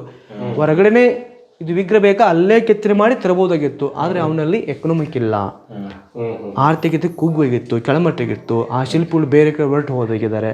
ಆಯ್ತಪ್ಪ, ಏನಿದೆ ಅದನ್ನೇ ತಂದು ಇಲ್ಲಿ ಇಟ್ಟುಬಿಡು ಅಂತ ಹೇಳಿದ್ರು, ಆರ್ಡರ್ ಮಾಡಿದ್ದಾರೆ. ಅಷ್ಟೇ ಇಲ್ಲಿ ತಂದು ಫಿಕ್ಸ್ ಮಾಡಿರ್ಬೋದು. ಪಟ್ಟಾಭಿಷೇಕವನ್ನು ಮಾಡಿಕೊಂಡಿದ್ದಾರೆ. ಇದು ಒಂದು ಮಿಡಿಲ್ ಕನ್ನಡ. ಎಲ್ಲ ಲಿಪಿಗಳು ಎಡದಿಂದ ಬಲಗಡೆ ಹೋಗುತ್ತೆ, ಒಂದು ಮಾತ್ರ ಅದು ಬಲದಿಂದ ಎಡಕ್ಕೆ ಬರುತ್ತೆ, ಅದು ಉರ್ದು. ಇದು ಭಾಷೆ ಮಾತ್ರ ಸಂಸ್ಕೃತ, ಬಟ್ ಇದು ಮಾತ್ರ ಅದೆಷ್ಟು ನೋಡಿ ಒಂದೊಂದೆಲ್ಲ ಸುಮ್ಮನೆ ಹಿಂಗೆ ಇದನ್ನು ಮಾಡಿರೋದು ಡಿಸೈನ್ ಮಾತ್ರ. ಇದು ಇವಾಗಿದ್ದು ಕಬ್ಬಿನ, ಅದು ಐರನ್ ಅಲ್ಲ, ಇವರು ಹಾಕಿದ್ದು ಪ್ರೊಟೆಕ್ಟನ್ನು ಮಾಡ್ಬೋದು. ಹೌದು, ಇವನ್ನೆಲ್ಲ ಉತ್ಖನನ ಮಾಡಿದಾಗ ಅಲ್ಲಿ ಒಳಗಡೆ ಭೂಮಿ ಒಳಗಡೆ ಸಿಕ್ಕಂತ ಕೆಲವೊಂದು ದೇವಸ್ಥಾನ, ಇದೆಲ್ಲ ಒಂದೇನು ಸಭಾಮಂಟಪ, ನಂದಿ ಮಂಟಪ ಈ ಥರ. ಇಲ್ಲಿ ಶಿವಲಿಂಗ ಇದ್ರೆ ಮುಂದಗಡೆ ನಂದಿ ಇರುತ್ತೆ, ಆ ಥರ ನೋಡಿ. ಹೊರಗಡೆ ಪ್ರತಿಯೊಂದು ವಿಗ್ರಹ ಅಪೂರ್ಣವಾಗಿ ನಮಗೆ ಕಂಡು ಬರುತ್ತೆ. ಇದು ಪರಿಪೂರ್ಣವಾದಂಥ ದ್ರಾವಿಡಿಯನ್ ಶಿಖರ. ಇದು ಸೌದರ್ನ್ ಸ್ಟೈಲು. ಇದು ಲಿಪಿ ಇದೆ, ಲಿಪಿ ಶಾಸನಗಳು. ಇದು ಸಂಸ್ಕೃತ ಭಾಷೆ ಇರುತ್ತೆ. ಈ ಕಡೆ ನೋಡಿದಾಗ ಒಂದು ದೇವನಾಗರಿ ಥರ ಇದೆ, ದೇವನಾಗರಿ ಲಿಪಿ ಥರ ಕಂಡು ಬರುತ್ತೆ ಈ ಭಾಗ. ಎಲ್ಲ ಈಗ ಹಿಂದಿ, ಗುಜರಾತಿ, ಮರಾಠಿ ಇವೆಲ್ಲ ದೇವನಾಗರಿನೇ ಇದೆ. ಈ ಕಡೆ ಭಾಗದಲ್ಲಿ ನೋಡಿದಾಗ ನಾವು ದ್ರಾವಿಡಿ ಲಿಪಿ ಕಂಡು ಬರುತ್ತೆ. ದ್ರಾವಿಡಿಯನ್ ತೆಲುಗು, ತಮಿಳು, ಕನ್ನಡ ಇಲ್ಲಿ ನೋಡಿ ಈ ಥರ. ಬಟ್ ಇದರ ಅರ್ಥ ಎರಡು ಲಿಪಿ ಒಂದು ಭಾಷೆ. ಸರ್ ಅದು ಏನೇಳುತ್ತೆ ವಿಜಯಸ್ತಂಭ ಅಂದರೆ, ಅದು ಇಡೀ ಇತಿಹಾಸನ ಹೇಳುತ್ತೆ ಚಾಲುಕ್ಯರದು. ಅಂದರೆ ಏನಂದರೆ, ಯಾವಾಗ ಚಾಲುಕ್ಯರ ದೊರೆ ಇಮ್ಮಡಿ ಪುಲಿಕೇಶ, ಅಲ್ಲಿ ಪಲ್ಲವರು ರಾಜ ಮಹೇಂದ್ರ ವರ್ಮ ಮತ್ತು ಇಮ್ಮಡಿ ಪುಲಿಕೇಶ ತುಂಬ great of the kings in south ಇಂಡಿಯಾದಲ್ಲಿ, with good economic kingdom also. ಇವ್ರು ಯಾವಾಗ ಇಬ್ರು ವೈರಿಗಳಾದ್ರು ಅಂದರೆ, ಮಹೇಂದ್ರ ವರ್ಮ ರಾಜನ್ನ ಇಮ್ಮಡಿ ಪುಲಿಕೇಶ ಸೋಲಿಸ್ತಾನೆ. ಸೋಲಿಸಿ ಕೆಲವೊಂದು ದಿನಗಳಲ್ಲಿ ಅಲ್ಲಿ ರಾಜ್ಯಭಾರ ಮಾಡ್ತಾನೆ. ನಂತರ ಆ ಮಹೇಂದ್ರ ವರ್ಮನ ಮಗನೇ ನರಸಿಂಹವರ್ಮನ್ ಅಂತ ಬರ್ತಾನೆ. ನರಸಿಂಹವರ್ಮನ್ ಈ ಇಮ್ಮಡಿ ಪುಲಿಕೇಶನ ಸೋಲಿಸ್ತಾನೆ. ಸೋಲಿಸಿದ ನಂತರ ಅವರು ಸುಮಾರು ಒಂದು 13 ವರ್ಷಗಳ ಕಾಲಾವಧಿಯವರೆಗೂ ಇಲ್ಲಿ ರಾಜ್ಯಭಾರ ಮಾಡ್ತಾರೆ. ಯಾರು? ಪಲ್ಲವರು ಸೋತ ನಂತರ ಇವನು ವಿಕ್ರಮಾದಿತ್ಯ ರಾಜ, ಚಾಲುಕ್ಯ ರಾಜ, ಅಕ್ಕಪಕ್ಕದಲ್ಲಿರುವಂಥ ಸಾಮ್ರಾಜ್ಯಗಳಲ್ಲಿ ಸಂಬಂಧಪಟ್ಟಂಥ ಒಳ್ಳೆ ಪ್ರೀತಿಯಿಂದ ಸೈನಿಕರೆಲ್ಲ ಒಗ್ಗೂಡಿಸಿ ಜನರಲ್ಲಿ ನಂಬಿಕೆಯನ್ನು ಬರೆಸಿ ಈ ಚಾಲುಕ್ಯರ ದೊರೆ ಅಲ್ಲಿ 3 ಬಾರಿ ಯುದ್ಧ ಮಾಡ್ತಾನೆ ಪಲ್ಲವರ ಮೇಲೆ. ಆ ಪಲ್ಲವರನ್ನ ಪರಿಪೂರ್ಣವಾಗಿ ಇವನು ಸೋಲಿಸ್ತಾನೆ, ನರಸಿಂಹವರ್ಮ ರಾಜನ ಸೋಲಿಸ್ತಾನೆ. ಸೋಲಿಸಿದ ನಂತರ ಅಲ್ಲಿ ಒಂದು ಕೈಲಾಸ್ ಟೆಂಪಲ್ ಇದೆ, ಶಿವನ್ ಟೆಂಪಲ್ಲು. ಅದನ್ನು ಕೆತ್ತನೆ ಮಾಡಿದ ಶಿಲ್ಪಿಗಳು ಅಲ್ಲಿರುವಂಥ ಸರ್ವಸಿದ್ಧಿ ಆಚಾರ್ಯ, ಗುಂಡ ನಿವಾರಿತ ಆಚಾರ್ಯ, ಮೋಸ್ಟ್ ಇಂಪಾರ್ಟೆಂಟ್ ಸ್ಥಪತಿ ಶಿಲ್ಪಿಗಳು ಅವರೇ. ಅಲ್ಲಿಂದ ಆ ಶಿಲ್ಪಿಗಳನ್ನು ಕರೆದುಕೊಂಡು ಬಂದು ಏನಿವ್ರು ಗೆದ್ರು ಅದರ ಒಂದು ಸವಿನೆನಪಿಗೋಸ್ಕರ ಇದನ್ನ ಒಂದು ವಿಜಯ ಸ್ತಂಭನವನ್ನು ಬರೆಸಿದಾರೆ. ಬಟ್ ಆ ಶಿಲ್ಪಿಗಳು ಈ ದೇವಸ್ಥಾನ ಕಟ್ಟಿಸ್ತಾರೆ, ವಿರೂಪಾಕ್ಷ ದೇವಸ್ಥಾನ ಕಟ್ಟಿಸ್ತಾರೆ. ಕಟ್ಟಿಸೋರು ಯಾರು? ರಾಣಿ ಮತ್ತು ರಾಜ. ಕಟ್ಟೋನು ಯಾವನಂದ್ರೆ ಈ ಸಿವಿಲ್ ಇಂಜಿನಿಯರ್, ಅವರೇ ಮೇನ್ ಇಂಪಾರ್ಟೆಂಟ್ ಶಿಲ್ಪಿಗಳು.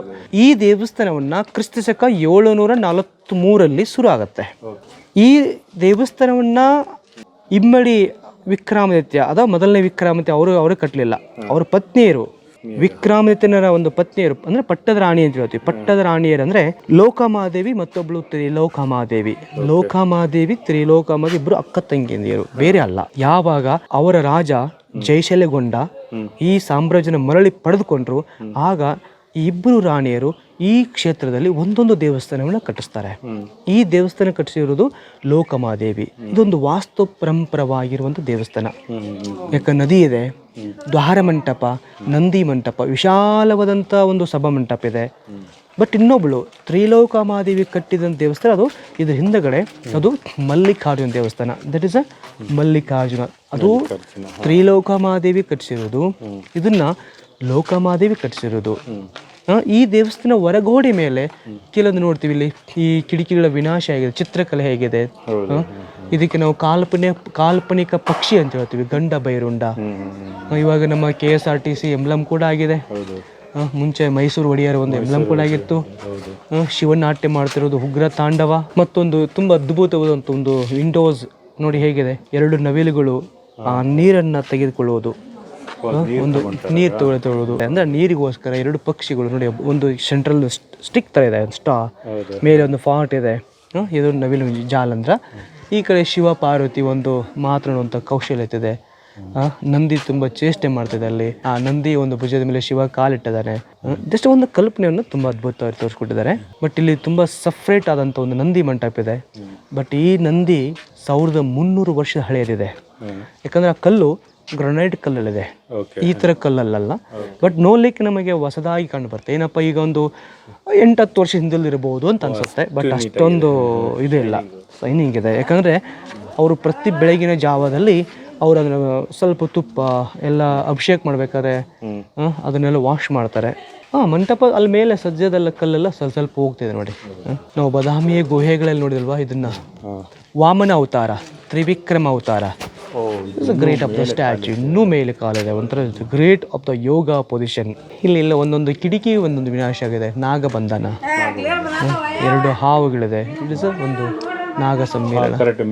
ಮೇಲೆ 2 ಎಡೆ ಇದೆ ನೋಡಿ, ಸ್ನೇಕು. ಇಲ್ಲಿ ಅರ್ಧ ನಾರಿ, ಇಲ್ಲಿ ಕೂಡ ಅರ್ಧ ನಾರಿ. ಸ್ತ್ರೀಯರ ಚೆಲ್ಲ, ಪುರುಷನ ಚೆಲ್ಲ. ಈ ಕಡೆ ನಂದಿ ಕಲ್ಲು ಯಾವುದಿದೆ ಅಂದರೆ ಇದು light green with black granite ಇದೆ. ನಮ್ಗೆ ಕಂಡು ಬರುತ್ತೆ ಪೂರ ಕಂಪ್ಲೀಟ್ ಆಗಿ ಕಪ್ಪು ಕಲರ್ ಇಲ್ಲ, ಸ್ವಲ್ಪ ಹಸಿರು ಕಲರ್ ಇದೆ, ಗ್ರೀನ್ ಕಲರ್ ಇದೆ. ತುಂಬ ಅದ್ಭುತವಾದಂಥ ಒಂದು ನಂದಿ. ಇಲ್ಲಿ ಕೆಳಗಡೆ ಕಮಲದ ಹೂವಿನ ಪೀಠ, ಪಾಣಿ ಪೀಠದ ಮೇಲೆ ಇರುವಂಥ ನಂದಿ. ಮುಖದಲ್ಲಿ ತುಂಬ ಸೌಮ್ಯ ರೂಪ ಇದೆ. ಬಟ್ ಆಗಿನ ಒಂದು ಮಾನವನ ಜೊತೆಯಲ್ಲಿ ಪಕ್ಷಿ ಪ್ರಾಣಿಗಳು, ಪಕ್ಷಿಗಳ ಪ್ರೇಮಿಗಳು. ಇಲ್ಲಿ ನೋಡಿ ಆ ಲೇಡೀಸು ಆ ಇಳಿಗೆ ಹಣ್ಣನ್ನು ತಿನ್ನಿಸ್ತಾ ಇರುವುದು. ಇಲ್ಲಿ ಕೈಯಲ್ಲಿ ಫ್ರೂಟ್ ಇದೆ, ಫ್ಯಾರೆಟ್ಸ್ ಇದೆ. ಅಂದರೆ ಯಾವ ಥರ ಇದೆ ಇಲ್ಲಿ ನಾವು. ಬಟ್ ಆಗಿನ ಒಂದು ಜಗತ್ತಿನಲ್ಲಿ ಹೇಗಿತ್ತು ನಾವು ಇಲ್ಲಿ ಅಬ್ಸರ್ವ್ ಮಾಡ್ಬೋದು. ನೋಡಿ ಕಂಬಗಳು ಹೇಗಿದೆ, ನಮ್ಮ ಬೇಲೂರು ಹಳೆಬೀಡಲ್ಲಿ ಅಂತ ಹೇಳ್ತೀವಿ. ಬಟ್ ಅದಕ್ಕಿಂತ ಮುಂಚಿತವಾಗಿ ಈ ಥರ ಒಂದು ಡಿಸೈನ್ಸ್ ಕಂಬಗಳನ್ನು ಕೂಡ ನಮಗೆ ತೋರಿಸ್ಕೊಟ್ರು, ವೃತ್ತಾಕಾರವಾಗಿರು. ಬಟ್ ಇದರಲ್ಲಿ 2 ಭಾಗ ಹೊಸದಾಗಿ ಮಾಡಿದ್ದಾರೆ. ಈ ನಂದಿಯಲ್ಲಿ 2 ಭಾಗ ಹೊಸದು, ಇದು ಕೂಡ ಭಿನ್ನವಾಗಿತ್ತು, ಅದನ್ನು ಮಾಡಿದ್ದಾರೆ. ಇದರಲ್ಲಿ 2 ಕಿವಿಯನ್ನು, 2 ಕಿವಿ ಹೊಸದು. ಅದೆಲ್ಲ ಸ್ವಲ್ಪ ಪ್ಯಾಚ್ ವರ್ಕ್ ಎಲ್ಲ ಮಾಡಿ ಸೇಮ್ ಹ್ಯಾಜೆಟ್ ಸ್ಟೋನ್ ಥರನೇ ಮಾಡಿದ್ದಾರೆ. ಬಟ್ ಈ ಭಾಗ ಹೊಸದು. ಹೌದು. ಇನ್ನೊಂದು ಯಾವ ಒಬ್ಬ ಶಿಲ್ಪಿ ಈ ವಿಗ್ರಹವನ್ನು ಕೆತ್ತನೆ ಮಾಡಿದ್ದಾನೆ. ಆ ಶಿಲ್ಪಿ ಈ ಒಂದು ಗ್ರನೇಡ್ ಕಲ್ಲಲ್ಲಿ ಪ್ರಯೋಗ ಮಾಡ್ಲಿಕ್ಕೆ ಹೋಗಲಿಲ್ಲ. ಅವ್ನು ಯಾಕೆ ಪ್ರಯೋಗ ಮಾಡಬೇಕು? ಯಾಕೆ ಈ ಥರ ಕಲ್ಲೇ ಸಿಗೋದಿಲ್ಲ ಇಲ್ಲಿ. ಬಟ್ ಈ ಥರ ಗ್ರನೇಡ್ ಕಲ್ಲಲ್ಲಿ ಪ್ರಯೋಗ ಮಾಡೋಕೆ ಕೂತು ಅಂದ್ರೆ ಅವನಿಗೆ 1 ವರ್ಷ 4 ವರ್ಷ ಆಕಿತ್ತು ಒಂದು ಕಲ್ಲು ಮಾಡಬೇಕಂದ್ರೆ. ಸ್ಥಳೀಯವಾಗಿ ಸಿಗುವಂಥ ಮರಳು ಕಲ್ಲು ಸಿಗುತ್ತೆ. ಈ ಮರಳು ಕಲ್ಲು ಫಸ್ಟ್ ಪ್ರಯೋಗ ಮಾಡ್ಕೊಂಡು ಅವನು ಟ್ರಯಲ್ ಮಾಡಬೇಕಾಗತ್ತೆ. ಫಸ್ಟ್ ನಂದಿಯ ವಿಗ್ರಹವನ್ನು ಕೆತ್ತನೆ ಮಾಡಿ ಅವನಿಗೆ ಕಂಫರ್ಟಬಲ್ ಆದ ನಂತರ ಮತ್ತೆ ಅವನು ಏನು ಮಾಡ್ತಾನೆ, ಇದೇ ಕಲ್ಲನ್ನು ಚಾಯ್ಸ್ ಮಾಡಿಕೊಂಡು ಒಂದು ನಂದಿಯ ಪ್ರತಿಷ್ಠಾಪನೆ ಮಾಡಿದೆ. ಇಲ್ಲಿ ನಾವು ನದಿ ದಕ್ಷಿಣದಿಂದ ಉತ್ತರಾಭಿಮುಖವಾಗಿ ಹೋಗುವಂಥ ಒಂದು ಮಲ್ಲಪ್ರಭು ನದಿಯನ್ನು ನಾವು ವೀಕ್ಷಣೆ ಮಾಡ್ತಾ ಇರೋದು. ಇಲ್ಲಿ ನಂದಿ ಆಗಲಿ ಮಹಾದ್ವಾರ ಮಂಟಪ, ಬಟ್ ಇದರ ಮೇಲೆ ಯಾವುದೂ ಗೋಪುರಗಳಿಲ್ಲ. ಗೋಪುರವನ್ನು ಕಟ್ಟಿದವರು ವಿಜಯನಗರ ಕಾಲಾವಧಿಯಲ್ಲಿ. ಇಲ್ಲಿ ಗೋಪುರ ಇಲ್ಲ. ಇಲ್ಲೆಲ್ಲ ಮರ ಇದೆ, ಬೆನೆನ್ ಟ್ರೀ, ಬಾಳಿ ಮರ, ಅಲ್ಲೆಲ್ಲ ಕೋತಿಗಳಿದೆ ಮೇಲೆಗಡೆ. ಕೋತಿಗಳು ನೋಡಿಲ್ಲ, ಆಮೇಲೆ ಮರದಲ್ಲಿ ಕೋತಿಗಳಿದೆ. ಒಂದೊಂದು ಚಿತ್ರಗಳು ನೋಡ್ತೀವಿ. ಇಲ್ಲ ಕಪಲ್ಸು. ಒಬ್ಬ ಸೋಲ್ಜರ್ ಅವನ ಕೈಯಲ್ಲಿ ಕತ್ತಿ ಮತ್ತು ಗುರಾಣಿ ಹೇರ್ ಸ್ಟೈಲ್ ಇತ್ತು. ಫೈಟ್ ಮೇಲೆ ಇದು. ಇಲ್ಲಿ ಹಳೆಯ ಮನೆಗಳಿಗೆಲ್ಲ ಮುಂದೆ ನೀವು ಸಜ್ಜ ನೋಡ್ತೀವಿ, ಕಟ್ಟಿಗೆಯಲ್ಲಿ ಮಾಡ್ತಾರೆ. ಬೆಲ್ ಥರ, ಗಂಟೆ, ಕಮಲದ ಹೂವು, ಲೋಟಸ್ಸು, ಈ ಥರ. ಇವಾಗ ಯಾರು ಕಾಂಕ್ರೀಟ್ ಬೆಡ್ ಹಾಕ್ತಾರೆ, ಯಾರು ಮಾಡಲ್ಲ. ಕಟ್ಟಿಗೆಯಲ್ಲಿ ಇರುವಂಥ ಮನೆಗಳು ಮಾತ್ರ ಈ ಥರ ಡಿಸೈನ್ ಮಾಡ್ತೀವಿ. ಪ್ರಾಣಿ ಎಷ್ಟೇ ಬಲಿಷ್ಠ ಇರುತ್ತೆ, ಆನೆ ಮತ್ತು ಸಿಂಹ ಬಲಿಷ್ಠ ಇರುತ್ತೆ ನೋಡಿ. ಆ ಮನುಷ್ಯ ಆ ಪ್ರಾಣಿ ಮೇಲೆ ಕೂತ್ಕೊಂಡಿದ್ದಾನೆ, ಆ ಮನುಷ್ಯ ಆ ಸಿಂಹವನ್ನು ಎತ್ತಿರುವುದು.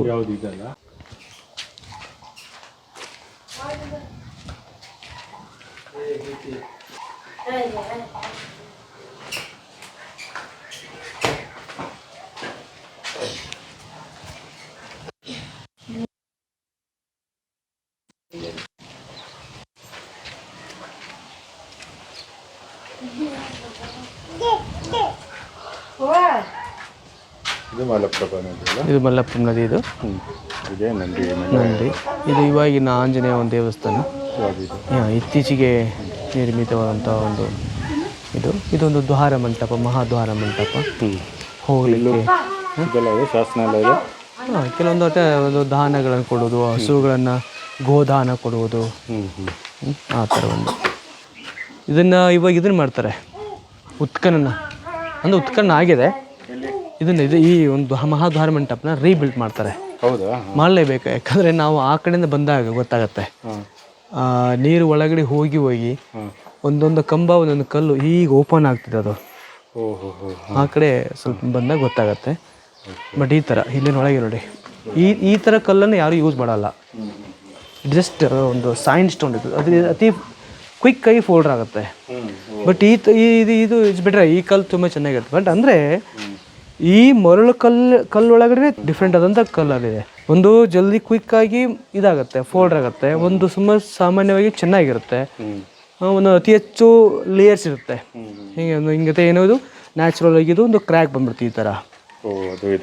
ಈ ಥರ ಸಾಮಾನ್ಯ. ಅದು ಏನಾಗುತ್ತೆ, ಗಾಳಿ ಮಳೆಗೆ ಅದು ಇದಾದಾಗ ಓಪನ್ ಅದು ಬಿದ್ದುಬಿಡುತ್ತೆ. ಪ್ಲಾನಿಂಗ್ ಇದೆ. ಇದನ್ನ ಓಪನ್ ಮಾಡಿ ಇದನ್ನ ರೀಬಿಲ್ಟ್ ಮಾಡ್ತಾರೆ. ಯಾಕಂದರೆ ನಾವಿಲ್ಲಿ ನೋಡ್ತೀವಿ ಈ ಭಾಗವನ್ನು ಸ್ವಲ್ಪ, ಈ ಭಾಗ ಆ ಕಡೆ ಸರಿದಿದೆ. ಸರ್ ನೋಡಿ, ಆ ಮೂಲೆಯಲ್ಲಿ ನೋಡ್ಬೋದು. ಈ ಕಡೆನಿಲ್ಲ, ಈ ಭಾಗ ಮಾತ್ರ. ಎಡಭಾಗದ ಭಾಗ, ಈ ಅರ್ಧ ಭಾಗ ಹಂಗೆ ಬೀಳುವಂಥ ಲಕ್ಷಣ ಇದೆ. ಅದು ಅದನ್ನೇ ಮಾಡುತ್ತೆ, ಸ್ವಲ್ಪ ಎಲ್ಲ ಒಂದು ಇಂಜಿನಿಯರ್ ಪ್ಲಾನಿಂಗ್ ಪ್ರಕಾರ ಅದನ್ನೆಲ್ಲ ಕಲ್ಲುಗಳನ್ನು ಓಪನ್ ಮಾಡಿ ಇಲ್ಲ ಸುತ್ತಮುತ್ತ ಮಣ್ಣು ಹಾಕ್ತಾರೆ. ಅದು ಬಿದ್ದರೂ ಮಣ್ಣಿನ ಮೇಲೆ ಬೀಳಬೇಕು, ಬಿದ್ದರೆ ಏನೂ ಆಗಲ್ಲ. ಅದು ಕಲ್ಲಿನ ಮೇಲೆ ಬಿದ್ದರೆ 2 ಕಲ್ಲು ಕಟ್ಟಾಗುತ್ತೆ, ಇಲ್ಲ 1 ಕಲ್ಲರ್ ಕಟ್ಟಾಗಲೇಬೇಕಾಗತ್ತೆ.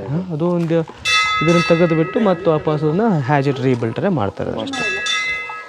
ಇಲ್ಲಿ ಕೂಡ ನೋಡಿ, ಒಂದು ಇದು ವೈನ್ಸ್ಟಾಂಗ್ ಸ್ಟೈಲ್ ಲೇಡೀಸು. ಇಲ್ಲಿ ಚೈನಾ, ಇಲ್ಲಿ ಫಸ್ಟು ತಲೆ ಮೇಲೆ ಅದೊಂದು ಹೇರ್ ಸ್ಟೈಲು, ಕಂಬ, ಛತ್ರಿ, ಅಂಬ್ರೇಲ ಇದೆ, ಚಾಮರ ಇದೆ ಕೈಯಲ್ಲಿ, ಕಮಲದ ಹೂವಿನ ಮೇಲೆ ಅವಳು ನಿಂತಿರುವುದು.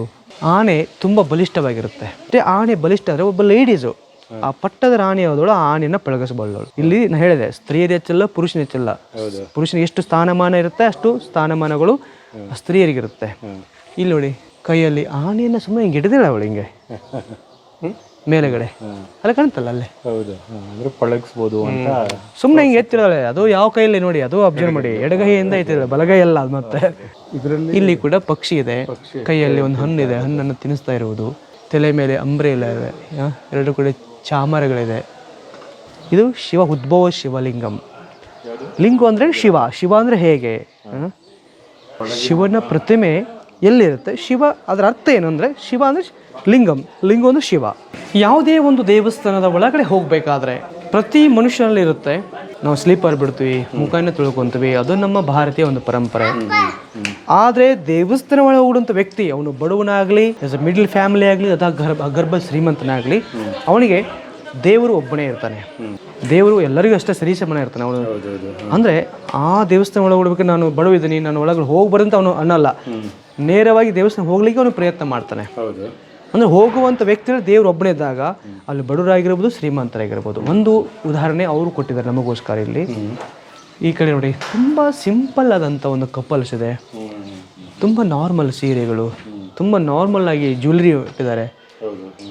ಅದೇ ನಿಮ್ಮ ಹಿಂದುಗಡೆ ಎಷ್ಟೊಂದು ಸಿಲ್ಕ್ ಸಾಡಿ, ಕಾಸ್ಟ್ಯೂಮ್ಸು, ಆ ಡ್ರೇಸು, ಆಭರಣಗಳು, ತುಂಬ ವೈಭವ ಬರೆದೊಂದು ಕಪಲ್ಸ್ ಇದೆ. ದೇವಸ್ಥಾನ ಒಳಗಡೆ ಹೋಗಬೇಕಾದ್ರೆ ನೋಡ್ತೀವಿಲ್ಲ ಯಾವ ಥರ look like 3D image. It is sun statue, Surya. ಎರಡು ಕೈಯಲ್ಲಿ ಕಮಲದ ಹೂವಿದೆ, ಸೂರ್ಯನ ಬಲಭಾಗದಲ್ಲಿ ಸೂರ್ಯೋದಯ ಅಂದರೆ ಉಷಾ, ಆ ಕಡೆ ಪ್ರತ್ಯುಷ್ಯ ಸನ್ಸೆಟ್ ಆಗುತ್ತೆ, ಉಷಾ ಆ್ಯಂಡ್ ಸಂಧ್ಯಾ. ಸೂರ್ಯನ ಪಾದದ ಕೆಳಗಡೆ 7 ಕುದುರೆಗಳು ನೋಡಿ, 7 ಹಾರ್ಸಸ್, 7 ಕುದುರೆಗಳು. ಅದು 7 ಬಣ್ಣಗಳ ಅರ್ಥ ಆಗುತ್ತೆ, 7 ದಿನಗಳನ್ನು ಕೂಡ ಅದು ಅನುಭವಿಸುತ್ತೆ. ರಥವನ್ನು ನಡೆಸೋ ವರುಣ. ಅಲ್ಲಿ ಸುತ್ತಮುತ್ತ ನೋಡಿ ಮೋಡಗಳಿದೆ, ಮೋಡ ಅಲ್ಲಿ ಕಾಣ್ತಲ್ಲ ಕ್ಲೌಡ್ ಆ ಕಡೆ. ಮತ್ತು ಈ ಕಡೆ ಎಲ್ಲ ದ್ವಾರಪಾಲಕರು, ಭದ್ರ ಆ್ಯಂಡ್ ವೀರಭದ್ರ, ಶಿವನೇ ದ್ವಾರಪಾಲಕರು. ಈ ಕಡೆ ಕುಬೇರ, ಶಂಖನಿಧಿ.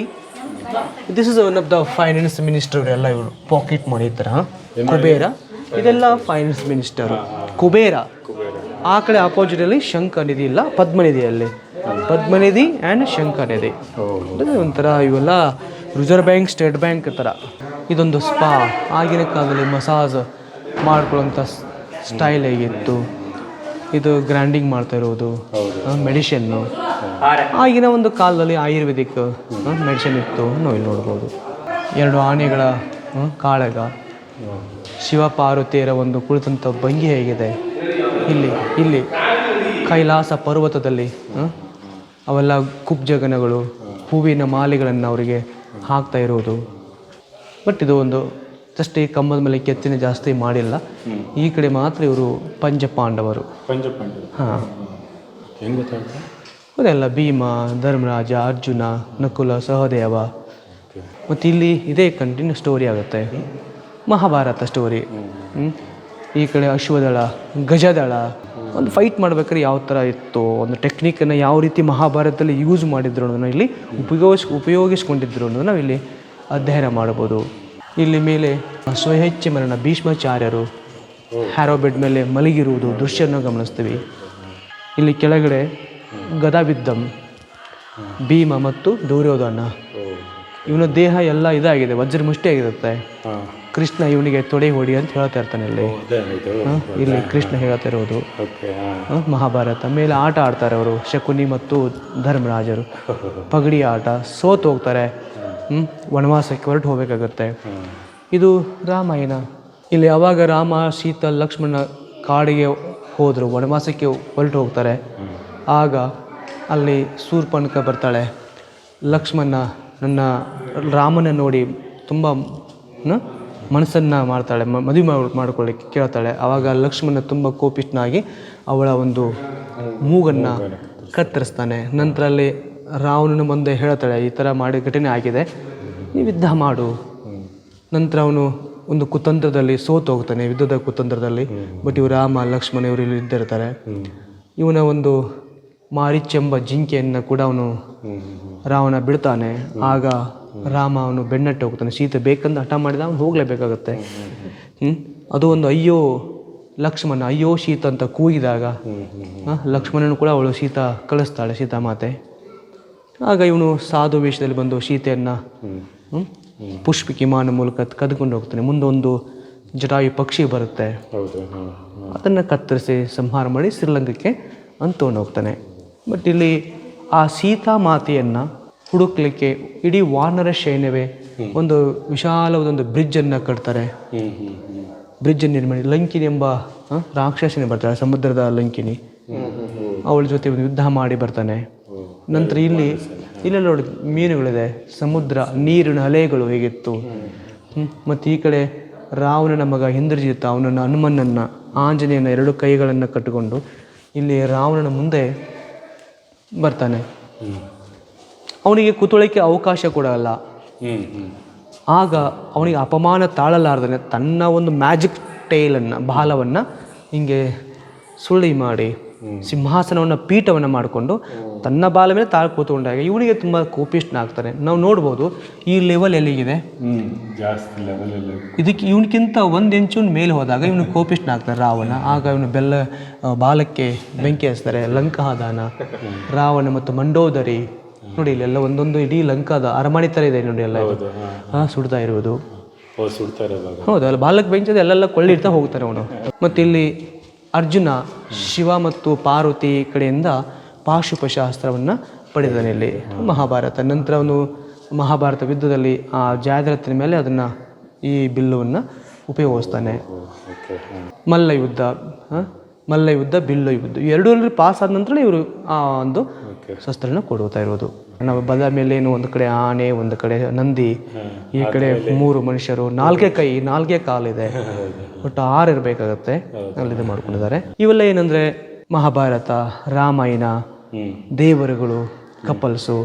ಬಟ್ ಆಗಿನ ಒಂದು ಜೀವನದ ಒಂದು ಕೌಶಲ್ಯತೆ ಮತ್ತು ಒಂದು ಶಿಕ್ಷಣ ಹೇಗಿತ್ತು, ಅಲ್ಲೆಲ್ಲ ಮನೆ ಹೇಗಿದ್ದು ನೋಡಿ. ಆ ಮನೆ ಹೇಗಿದೆ, ಕಾಟೇಜ್ ಹೌಸ್ ಇದೆ ಮೇಲೆಗಡೆ, ಕಾಟೇಜ್ ಮನೆ, ಕೈಯಲ್ಲಿ ಒಂದು ತಾಳೆಗಿರಿ ಪುಸ್ತಕ ಥರ ಇದೆ, ಬುಕ್ಸ್ ಇದೆ, ಅಲ್ಲ ಒಳಗಡೆ ಫೇರೆನ್ಸ್ ಆಗಲಿ, ಅವಾಗೆಲ್ಲ ಈ ಬಿಕಿನಿ ಡ್ರೆಸ್ ಹೇಗಿತ್ತು, it's style. It is one of the ಕಲಿಯುಗದ ಒಂದು ಪಿಲ್ಲರ್ ಆಗಿಬಿಟ್ಟಿದ್ದು. ಆಗ ಮಿನಿ ಸ್ಕರ್ಟು, ಈ ಬಾಬ್ ಕಟ್ ಹೇರ್ ಸ್ಟೈಲ್ ಹೇಗಿದೆ, ಇದು ಒಂದು ಬಾಬ್ ಕಟ್ ಹೇರ್ ಸ್ಟೈಲ್ ಆಗಲಿ. ಮತ್ತು ವೆನಿಟಿ ಬ್ಯಾಗ್ ಇದೆ ನೋಡಿ ಲೇಡೀಸ್ ಕೈಯಲ್ಲಿ, ಪರ್ಸ್ ಇದೆ, ವೆನಿಟಿ ಬ್ಯಾಗು, ಎಲ್ಲದೊಂದು ಅವರೇನು ಕಣ್ಣಾರೆ ಕಂಡಂಥ ಘಟನೆಗಳನ್ನು ಕಲ್ಲಿನ ಮೇಲೆ ಅವರು ಚಿತ್ರೀಕರಿಸಿ ನಮಗೋಸ್ಕರ ತೋರಿಸ್ಕೊಟ್ರು ಅವರು. ಇದು ಕೂಡ ತ್ರಿಕೂಟ ಛಲ. ತ್ರಿಕೂಟ ಅಂದರೆ ಇಲ್ಲಿ ಶಿವ ಇರ್ತಾನೆ, ಈ ಕಡೆ ಪಾರ್ವತಿ, ಈ ಕಡೆ ಗಣೇಶ. ಬಟ್ ಇಲ್ಲಿ ವಿಗ್ರಹಗಳಿಲ್ಲ, ಯಾರು ತಗೊಂಡು ಹೋದ್ರೆ ಏನು ಮಾಡಿದ್ರು ಯಾವುದೋ ಒಂದು ಪ್ರೂಫ್ ಇಲ್ಲ. ಇದೊಂದು ಪ್ರದಕ್ಷಿಣೆ ಪಥ ಸುತ್ತ ಹಾಕಲಿಕ್ಕೆ.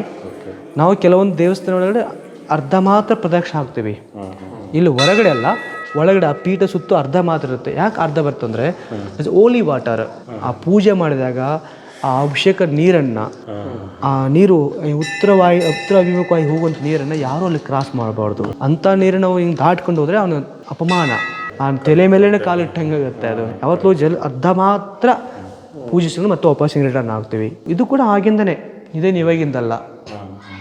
ಶಿವಲಿಂಗು, ಗರ್ಭಗುಡಿ, ಇಲ್ಲಿ ಮೇಲೆ ಗಜಲಕ್ಷ್ಮಿ, ಆ ಕಡೆ ಆದಿಶೇಷ, ಶೇಷ ನಾಗರಾಜ, ಮೇಲುಗಡೆ ಸಮುದ್ರ ಮಂಥನ, ಚರಣ್ಯ ಓಷನ್. ಒಂದು ಕಡೆ ರಾಕ್ಷಸರು, ಒಂದು ಕಡೆ ಅಸುರರು, ದೇವಮಾನವರು ಅಮೃತಗೋಸ್ಕರ ಸಮುದ್ರ ಮಂಥನ ಮಾಡ್ತಿರೋದು. ಐರಾವತ, ಆನೆ, ಪ್ರಾಣಿ, ಪಕ್ಷಿ, ಲಕ್ಷ್ಮಿ ಎಲ್ಲ ಇದ್ರ ಕೆಳಗಡೆ. ಸಮುದ್ರ ಒಂದೊಂದೇ ಮೇಲೆ ಬರ್ತಾ ಇರುತ್ತೆ. ಕೆಲವೊಂದು ಹಳ್ಳಿಗಳಲ್ಲಿ ಕೆಲವೊಂದು ಉತ್ಸವಗಳು ನಡಿಬೇಕಾದ್ರೆ, ಜಾತ್ರೆಗಳಾಗಬೇಕಾದ್ರೆ ಕೆಲವೊಂದು ಪ್ರಾಣಿಗಳ ಕಾಳಗವನ್ನು ನೋಡ್ತೀವಿ. ಈ ಥರ ನೋಡಿ, ಎಲ್ಲ ಟೆಗರಿಗಿನ ಕಾಳಗ ಇದು ಇವಾಗಿದೆ. ಎಲ್ಲ ಪ್ರೈಜ್ ಇಟ್ಟಿರ್ತಾರೆ, ಅದ್ರ ಮೇಲೆಲ್ಲ ಗೋಟ್ ಫೈಟ್. ಇದು ಸುಗ್ರೀವ ವಾಲಿ ಒಂದು ಯುದ್ಧಗಳು ನಡೆದಿದೆ ಇಲ್ಲಿ ಹಿಂದೆ. ಶಿವಪಾರ್ವತಿಯ ಪ್ರಯಾಣ ಹೇಗಿತ್ತು ಮುಂದೆ ನಂದಿ ಮೇಲೆ. ಇಲ್ಲಿ ಸುಮಾರು ಎಷ್ಟೊಂದು ಶಿಲ್ಪಿಗಳು ಶಿಲಾಭಾಲೇಖರ ಜೊತೆಯಲ್ಲಿ ಈ ಒಂದು ಕಪಲ್ಸ್ ರೂಪನ್ನು ನಾವಿಲ್ಲಿ ಅಬ್ಸರ್ವ್ ಮಾಡ್ತೀವಿ, ತೋರಿಸ್ಕೊಟ್ಟಿದ್ದಾರೆ. ಇಲ್ಲಿ ಮನುಷ್ಯನಿಗೆ ಎಷ್ಟು ಆಭರಣಗಳಿರ್ಬೇಕು ಅಷ್ಟೇ ಲಿಮಿಟೇಷನ್ ಇದೆ ಇಲ್ಲಿ. ಇಡೀ ಮೈ ತುಂಬ ಆಭರಣಗಳಿಲ್ಲ. ಅದೇ ನಾವು ಬೇಲೂರಲ್ಲಿ ಹೋದಾದರೆ ಅವ್ರ ದೇಹನ ಕಾಣೋಂಗಿಲ್ಲ, ಅಷ್ಟೊಂದು ಆಭರಣಗಳೆಲ್ಲ ಹಾಕಿದ್ದಾರೆ ವಯಸ್ಸಾದವರು. ಇಲ್ಲಿ ಎಷ್ಟೊಂದು ತುಂಬ ನೀಟಾಗಿ ಎಷ್ಟೆಷ್ಟು ಒಂದು ಆಭರಣಗಳಾಗಿರ್ಬೋದು, ಈ ಭಾಗ ತುಂಬ ಇಂಪಾರ್ಟೆಂಟ್ ನಮಗೆ. ಇಲ್ಲಿ ಚಾಲುಕ್ಯರ ಒಂದು ಶಿಲ್ಪಕಲೆ ನಮಗೆ ತುಂಬ ಅದ್ಭುತವಾಗಿ ಕಂಡು ಬರುತ್ತೆ. ಈ ಭಾಗ, ಈ ಪೊಸಿಷನ್ ತುಂಬ ಸ್ಟೈಲಲ್ಲಿ. ಇದು ನೋಡಿ ಒಂದು ಕತ್ತಿ ಥರ, ಡ್ಯಾಗರ್ ಇಲ್ಲಿ.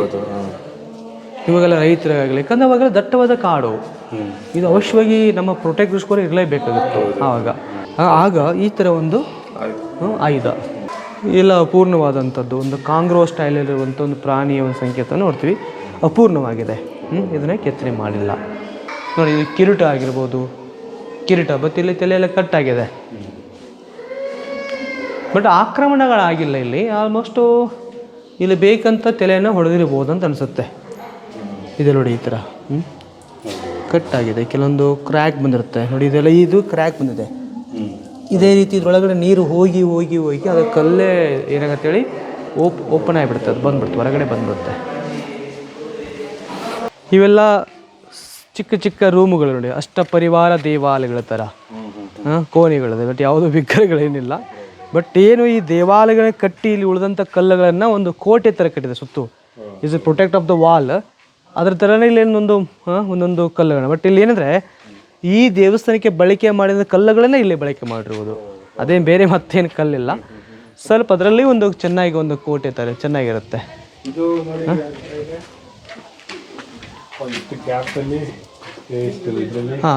ಅದು ಅಪೂರ್ಣವಾದಂಥ ಒಂದು ವಿಗ್ರಹ. ಮೇಲೆ ಶಿವ ಮತ್ತು ಪಾರ್ವತಿಯ ಮೇಲೆ, ಹೌದು ಮೇಲೆಗಡೆ ಇರುವುದು ರಥ ಇದೆ. ಇಲ್ಲಿ ಕೆಳಗಡೆ ಚಾರೇಟ್ ಆಗಲಿ, ಇಲ್ಲಿ ಕೆಳಗಡೆ ಎಲ್ಲ ಭಿನ್ನು ಆಗಿದೆ. ಒಂದು ಡಿಫ್ರೆಂಟ್ ವಿಂಡೋಸು, ಕೈಯಲ್ಲಿ ಹಾಫ್ ಮೂನ್ ಇದೆ. ಚಂದ್ರಶೇಖರ ಶಿವನ ಒಂದು ಪ್ರತಿಮೆಯನ್ನು ನಾವು ಗಮನಿಸ್ತೀವಿ, ಪಾರ್ವತಿ ಮತ್ತು ಶಿವ.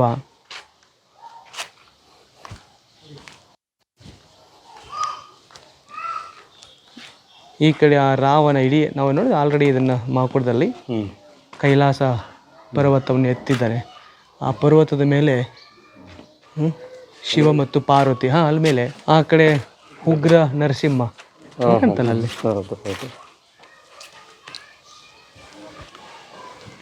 ನಟರಾಜ ಒಂದು ಡಾನ್ಸಿಂಗ್ ಶಿವನ ರೂಪ. ಮುಖದೆಲ್ಲ ಕೈಗೆಲ್ಲ ಕಟ್ಟಾಗಿದೆ. ಏನು ದಕ್ಷಿಣಾಭಿಮುಖವಾಗಿರುವಂಥ ಬಾಗಿಲದ ಮುಂದಗಡೆ ಇರುವಂಥ ವಿಗ್ರಹಗಳಿಂದ ಭದ್ರ ವೀರಭದ್ರ ದ್ವಾರಪಾಲಕರಾಗಿರ್ಬೋದು, ಇದೇ ಥರ ದ್ವಾರಪಾಲಕರು ಅಲ್ಲಿ ಕೂಡ ಇದೆ ಉತ್ತರಾಭಿಮುಖವಾಗಿರುವಂಥ ಒಂದು ಮುಖಮಂಟಪದಲ್ಲಿ. ಇವೆಲ್ಲ ಕೆಲವೊಂದು ಸ್ಟೆಪ್ಸ್ ಎಲ್ಲ ಸಾಮಾನ್ಯವಾಗಿ ಎಸದವರು ಕೆಲವೊಂದೆಲ್ಲ ಪ್ಯಾಚ್ ವರ್ಕ್ ಎಲ್ಲ ಮಾಡಿದ್ದಾರೆ ಸಿಮೆಂಟ್ಗಳಿಂದ. ಇದೀಗ ನೋಡಿ ಕಲ್ಲಿನ ಕಲರ್ ಹೇಗಿದೆ, ಕೆಂಪು ಮರಳು ಕಲ್ಲು. It is a red sand stone ಅಂತ ಹೇಳ್ತೀವಿ. ನಮಗೆ ಇಲ್ಲೇ ನೋಡಿ ಹೇಗಿದೆ ಈ ಭಾಗ, ಇಟ್ ಇಸ್ ಸೆಡಿಮೆಂಟ್ರಿ ರಾಕ್. ಅಂದರೆ ಪೇಂಟಿಂಗ್ ಥರ ಕಾಣುತ್ತೆ, ಬಣ್ಣ ಏನಲ್ಲ, ಅದು ಕಲ್ಲಿನ ಕಲರ್. ಹಾಗೆ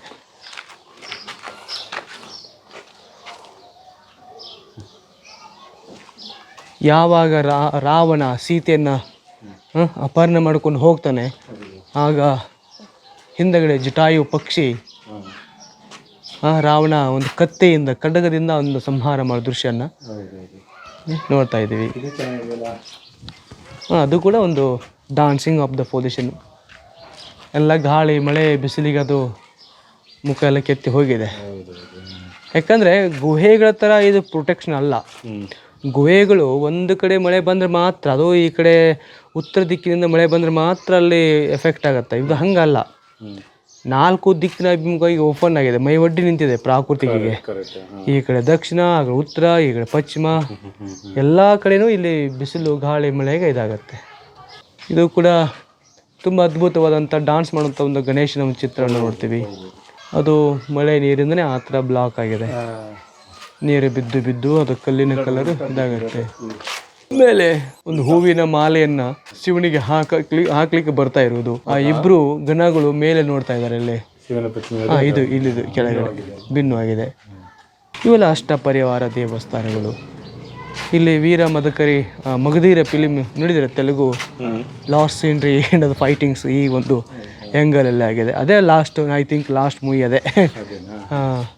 ಅದಾದಮೇಲೆ ಇಲ್ಲ, ಆ್ಯಕ್ಚುಲಿ ಏನಾಗುತ್ತೆ, ಇಲ್ಲಿ ಇದು ಕ್ಯಾಮ್ರಾ ಫೋಕಸು, ಟೂರಿಸ್ಟ್ ಜಗಳ, ಅದು ನೋಡಿಬಿಟ್ಟು ಅವ್ರು ಡೈರೆಕ್ಟ್ ಇಲ್ಲಿ ಯಾವುದು ಫಿಲಿಮ್ ಮಾಡೋದು ಬೇಡ ಅಂತ ಹೇಳಿಬಿಡ್ತಾರೆ. ಅವ್ರಿಗೆ ಕ್ಲೀನ್ ಪಿಕ್ಚರ್ ಬೇಕಾಗತ್ತೆ ಅಲ್ವಾ. ಯಾವುದೇ ಒಂದು ಮಗ ಬಂದರೆ ಅವ್ನು ಸರಿಸೇ ರಗಡಾಗತ್ತೆ. ಅವ್ರು ಟೂರಿಸ್ಟ್ ಏನಂತಾರೆ, ನಾವು ಪುಕ್ಷಟ್ಲೆ ಬಂದಿಲ್ಲ, ದುಡ್ಡು ಕೊಟ್ಟು ಬಂದಿದ್ವಿ. ಇವ್ರು ಕೊಟ್ಟಿರೋದು ಒಂದು 8-10 ಲಕ್ಷ, ಅವ್ನು ಕೊಟ್ಟಿರೋದು ಒಂದು 40 ರೂಪಾಯಿ. ಬಟ್ ಅಲ್ಲಿ ದುಡ್ಡಿನ ಪ್ರಶ್ನೆ ಬರಲ್ಲ. ಖರ್ಚು ಮಾಡ್ಕೊಂಡು ಅಷ್ಟು ಬಂದಿರ್ತದ, ನೋಡಕ್ಕಾಗಲ್ಲ ಅಂದ್ರೆ ಅವ್ರಿಗೂ ಇಷ್ಟ. ಇಷ್ಟ ಇರಲ್ಲ. ಇವ್ನ ಜನ ಬಂದರೆ ಇವ್ರಿಗೆ ಇಷ್ಟ ಇರಲ್ಲ. ಇಲ್ಲಿ ನೋಡು, ಸೂಪರ್ ನಟರಾಜ. ಹೌದೌದು.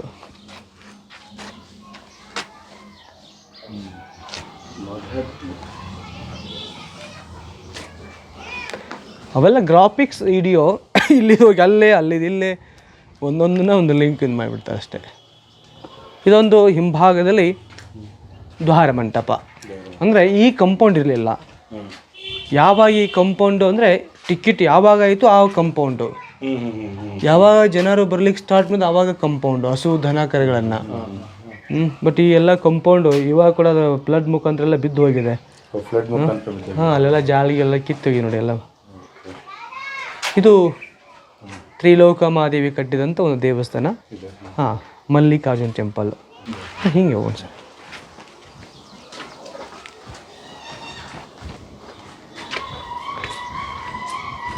ಇದೆಲ್ಲ ತ್ರಿಶೂಲ ಧಾರಣೆ, ಕೈಯಲ್ಲಿ ತ್ರಿಶೂಲ ಇದೆ. ನಮ್ಮ ಮಹಾಕೂಟದಲ್ಲಿ ನಡೆದಿಲ್ವಾ, ಈ ಕಡೆ ಇಲ್ಲಿ ವಿಷ್ಣು.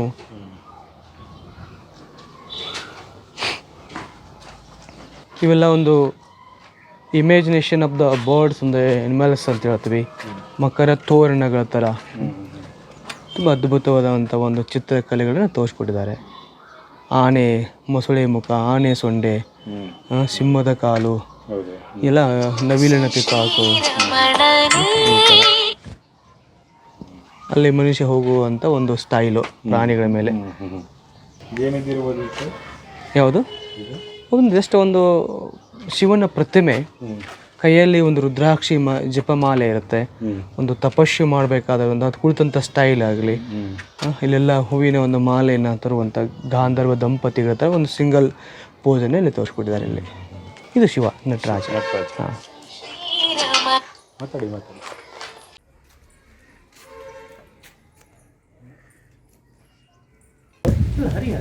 ಹರಿಹರನಾ?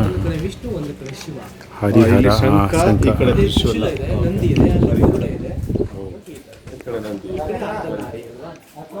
ಇದು ಅರ್ಧನಾರೀಶ್ವರ. ರಾವಣ ಶಿವನ ಪರಮ ಭಕ್ತ. ರಾವಣ ಆ್ಯಕ್ಚುಲಿ ಆ ಕೈಲಾಸ ಪರ್ವತ ಎತ್ತಿದಾಗ ಶಿವ ಪ್ರತ್ಯಕ್ಷ ಆಗ್ತಾನೆ. ಆ ನಂತರ ಆ ರಾವಣ ಆ ಶಿವಲಿಂಗವನ್ನು ಪೂಜಿಸಲಿಕ್ಕೆ ಸ್ಟಾರ್ಟ್ ಮಾಡ್ತಾನೆ, ಮೇಲೆಗಡೆ ಇರುವಂಥದ್ದು. ಅಂದರೆ ಅವಾಗೆಲ್ಲ ಪ್ರಾಣಿಗಳು ಅವು ಎಷ್ಟೇ ಬಲಿಷ್ಠವಾಗಿರಲಿ, ಒಂದೊಂದು ಪ್ರಾಣಿಯ ದೇಹದ ಮೇಲೆ ಒಂದೊಂದು ಕಲ್ಲು ನಿಂತಿದೆ. ಆನೆಯ ದೇಹದ ಮೇಲೆ ಇಡೀ ಕಲ್ಲೇ ಆನೆ ದೇಹ ಇದು. ಈ ಕಡೆ ಸಿಂಹ. ಅಂದರೆ ಈ ಬಲಿಷ್ಠವಾದ ಪ್ರಾಣಿಗಳು ಇತ್ತು. ಇವರಿಗೆ ಎಷ್ಟೋ ಸಾರಿದಿಲ್ಲ, ಆನೆಗಳೇ ಕ್ರೇನ್ ಆಗಿದ್ದು ಆಗಿನ ಕಾಲದಲ್ಲಿ. ಅದ್ರ ಮುಖಾಂತರ ಆನೆಗಳು ಇರದೇ ಇದ್ದರೆ, ಇಲ್ಲಿ ಜಗತ್ತಿನಲ್ಲಿ ಆನೆಗಳು ಬರದೇ ಇದ್ದರೆ, ಆನೆ ಇರದೇ ಇದ್ದರೆ ಯಾವ ದೇವಸ್ಥಾನ ಆಗ್ತಿರ್ಲಿಲ್ಲ. ಯಾಕೆ ಮನುಷ್ಯ ಹೊತ್ಕೊಂಡು ಬರೋಕ್ಕೆ ಆಗ್ತಾ ಇಲ್ಲ ಕಲ್ಲುಗಳನ್ನ. ಆ ಥರ ಆನೆಗಳನ್ನು ಮೈಗೆ ಇದನ್ನು ಕಟ್ಟುವುದು, ಕಲ್ಲನ್ನು ಕಟ್ಟಿ ಕಲ್ಲನ್ನು ಜಗ್ಸ್ಕೊಂಡ್ಬರ್ತಿದ್ರು, ತೊಗೊಂಬರ್ದು ಒಂದು ದಿಂಬನ ಕಲ್ಲನ್ನು ಆ ಕಟ್ಟಿಗೆ ಹಾಕಿ ಅದು ರೂಲ್ ಮಾಡ್ತಾ ಕಲ್ಲನ್ನು ಸಾಗಿಸೋದು. ಟೆಕ್ನಾಲಜಿ ಯೂಸ್ ಮಾಡ್ತಿದ್ರು. ಅದು ಶಿವನಾಟ್ಯ ಮಾಡ್ತಿರೋದು ಒಂದು ರಾಕ್ಷಸನ ಮೇಲೆ. ಅಲ್ಲಿ ಮೇಲೆ ಕುಳಿತಂಥ ಒಂದು ಭಂಗಿ ಹೇಗಿತ್ತು ಅದು ಶಿವ, ಮತ್ತು ಅಲ್ಲಿ ನಾಟ ಮೇಲೆ. ಈ ಕಡೆ ಎಲ್ಲ ಇವೆಲ್ಲ ಕಪಲ್ಸ್ ಇದೆ. ಈ ಕಡೆ 2 ಭಾಗಕ್ಕೆ ಬಲಭಾಗದಲ್ಲಿ ಇದೊಂದು ಗಜೇಂದ್ರ ಮೋಕ್ಷ. ಇದು ಅಲ್ಲಿ ನೋಡಿ, ಮೇಲೆ ವಿಷ್ಣು ಇದ್ದಾನೆ, ಕೈಯಲ್ಲಿ ಸುದರ್ಶನ ಚಕ್ರ, ಶಂಖ. ಕೆಳಗಡೆ ಇಲ್ಲಿ ಒಂದು ಮೊಸಳೆ. ಆನೆ ನೀರು ಕುಡಿಲಿಕ್ಕೆ ಹೋದಾಗ ಆನೆ ಕಾಲನ್ನು ಹಿಡಿದಿದೆ. ಬಟ್ ಇಲ್ಲಿ ಆಮೆ ಇದೆ, ಟಾರ್ಟೈಸ್. ಕಾಲನ್ನು ಹಿಡಿದಾಗ ಅದು ಆನೆ ವಿಷ್ಣುನ ಸ್ಮರಿಸುತ್ತೆ, ನೆನಪಿಸ್ಕೊಳ್ಳುತ್ತೆ. ಆಗ ವಿಷ್ಣು ತನ್ನ ವಾಹನ ಗರುಡ ಮೇಲೆ ಬಂದು ಒಂದು ಸುದರ್ಶನ ಚಕ್ರದಿಂದ ಹೊಡಿತಾನೆ. ಅಲ್ಲಿ ನೋಡಿ, ಆ ದುಬ್ಬದ ಮೇಲೆ ಮಾರ್ಕ್ ಇದೆ ಇಲ್ಲಿ ಚಕ್ರದ್ದು, ತೋರಿಸ್ಕೊಡಿದ್ರೆ ಆವಾಗ ಅದರ ಮೋಕ್ಷ ಸಿಗುತ್ತೆ ಆನೆಗೆ. ಅಂದರೆ ಅದು ಜೀವ ಉಳಿಯುತ್ತೆ, ಜೀವ ಮೋಕ್ಷ. ಇವೆಲ್ಲ ಸತೀಪತಿ ಜೀವನ. ಅಲ್ಲೆಲ್ಲ ಅವಳಿಗೆ ಮಾವಿನ ಹಣ್ಣನ್ನು ಕಿತ್ತು ಕೊಡ್ತಾ ಇರುವುದು ಕಪಲ್ಸು. ಮೇಲೆ ಇರುವ ಒಂದು ದ್ವಾರಪಾಲಕರು ಇಬ್ಬರು. ಆ ಕಡೆ ವಿಗ್ರಹ ಇಲ್ಲ.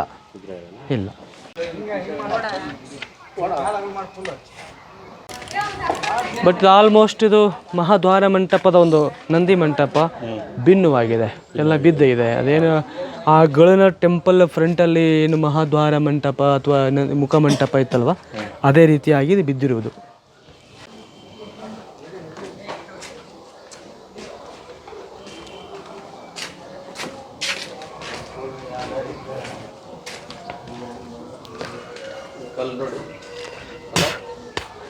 It is a green stone sir. ಇದು ಗ್ರಾನೈಟ್ ಏನಾ?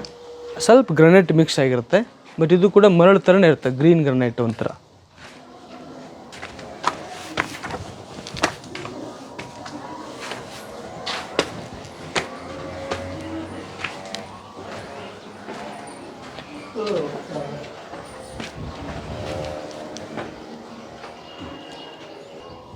ಮುಖಮಂಟಪದ ಭಾಗ. ಕೆಲವೊಂದು ಈ ಬಾಹುಬಲಿಗಳು, ಈ ಥರ ಬಾಹುಬಲಿ ಕಾಟಿಂದ ಟೆಂಪಲ್ ಎಲ್ಲ ಎನರ್ಜಿ ಹಾಳಾಗುತ್ತೆ. ಬ್ಯಾಟ್ಸು. ಉಗ್ರ ನರಸಿಂಹ ಅವತಾರ, ಇದು ವಿಷ್ಣುನ ದಶಾವತಾರಗಳಲ್ಲಿ 4ನೇ ಅವತಾರ. ಹಿರಣ್ಯಕಶಿಪು ರಾಕ್ಷಸನ ಸಂಹಾರ ಮಾಡುವಂಥ ದೃಶ್ಯವನ್ನು ಇಲ್ಲಿ ಗಮನಿಸ್ತೀವಿ. ಇದು ಮಲ್ಲಿಕಾರ್ಜುನ ದೇವಸ್ಥಾನ, ಮಲ್ಲಿಕಾರ್ಜುನ ದೇವಾಲಯ. ತ್ರೈಲೋಕ ಮಹಾದೇವಿ ಕಟ್ಟಿಸಿದ ದೇವಸ್ಥಾನ, ಒಂದು ವಿಜಯದ ಸಂಕೇತವಾಗಿ ನೆನಪಿಗೋಸ್ಕರ ಕಟ್ಟಿದ ದೇವಸ್ಥಾನ. ಬಟ್ ಇದರಲ್ಲಿ ಪೂಜೆ ಏನೇನು ನಡೆಯೋದಿಲ್ಲ. ಆ ಒಂದು ವಿರೂಪಾಕ್ಷ ದೇವಸ್ಥಾನದಲ್ಲಿ ಮಾತ್ರ ಪೂಜೆ ಮಾಡಲಿಕ್ಕೆ ಒಂದು ಅನುಮತಿ ಕೊಟ್ಟಿದ್ದಾರೆ. ಬಟ್ ಇದೇ ರೀತಿ ಸುಮಾರು ಒಂದು 18 happy couples different of the style, ಒಂದೊಂದು ಕೇಶಾಲಂಕಾರ, ಒಂದೊಂದು ವಿಭಿನ್ನವಾದಂಥ ಆಭರಣಗಳನ್ನು ಹಾಕಿದ್ದಾರೆ. ಬಟ್ ಆವಾಗೆಲ್ಲ ಈ ಮಾವುತಗಳು ಆನೆಗಳಿಂದ ಕಲ್ಲನ್ನು ಯಾವ ರೀತಿಯಲ್ಲಿ ತೊಗೊಂಡು ಬಂದರು, ಎಷ್ಟೆಷ್ಟು ಸ್ಟೋನ್ ಆಗಲಿ, ಒಂದು ವುಡನ್ ಲಾಗ್ ಆಗಲಿ ತರಬೇಕಾದ್ರೆ ಇದು ಕ್ರೇನ್ ಇದ್ದಂಗೆ ಇವೆಲ್ಲ ಇಲ್ಲೆಲ್ಲ. ಒಂದು it's nice the hair styles different. ಇದು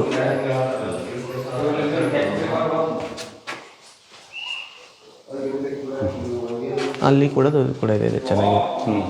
ತುಂಬ ವಿಭಿನ್ನವಾದಂಥ ಕೇಶಾಲಂಕಾರಗಳು.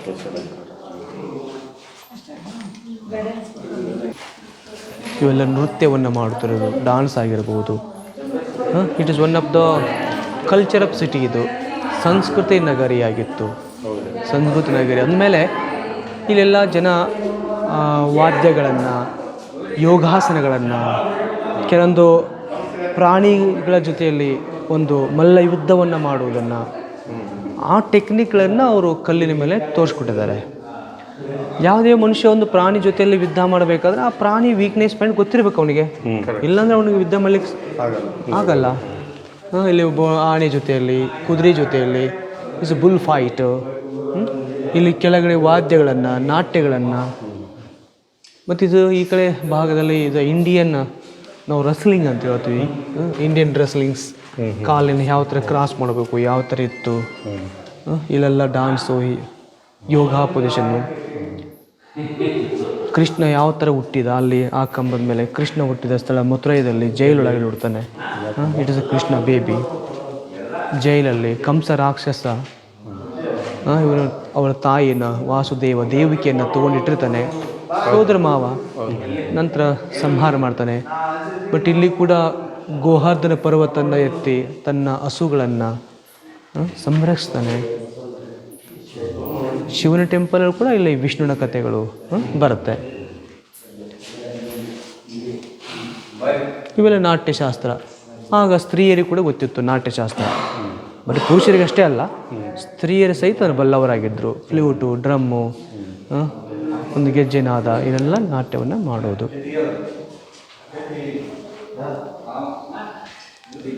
ಈ ಕಡೆ ಕೂಡ ಸಮುದ್ರ ಮಂಥನ ಇದೆ. ಸಮುದ್ರ ಮಂಥನ.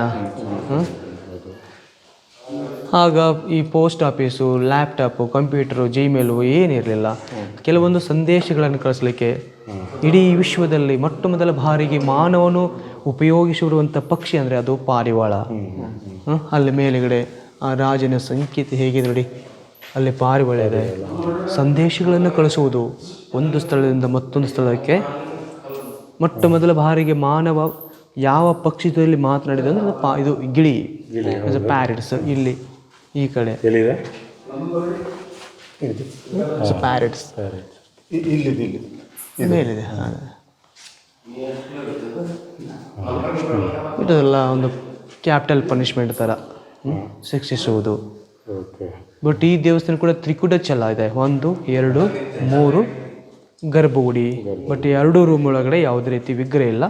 ಇದರೊಳಗಡೆ ಶಿವಲಿಂಗ ಇದೆ, ಪೀಠ. ಇದೆಲ್ಲ ಕತೆ ಮಕ್ಕಳಿಗೆಲ್ಲ ನಾವು ಸ್ಕೂಲಲ್ಲಿ ಹೇಳ್ತೀವಲ್ವಾ. ಈ ಕಡೆ ಒಂದು ನದಿಯ ದಂಡೆ ಮೇಲೆ ಒಂದು ನೇರಳೆ ಹಣ್ಣಿನ ಮರ ಇರುತ್ತೆ. ಆ ಮರದಲ್ಲಿ ಒಂದು ಕೋತಿ ಇರುತ್ತೆ. ಕೆಳಗಡೆ ನೀರೊಳಗಡೆ 2 ಮೊಸಳೆಗಳಿರ್ತವೆ. ಪಂಚತಂತ್ರ.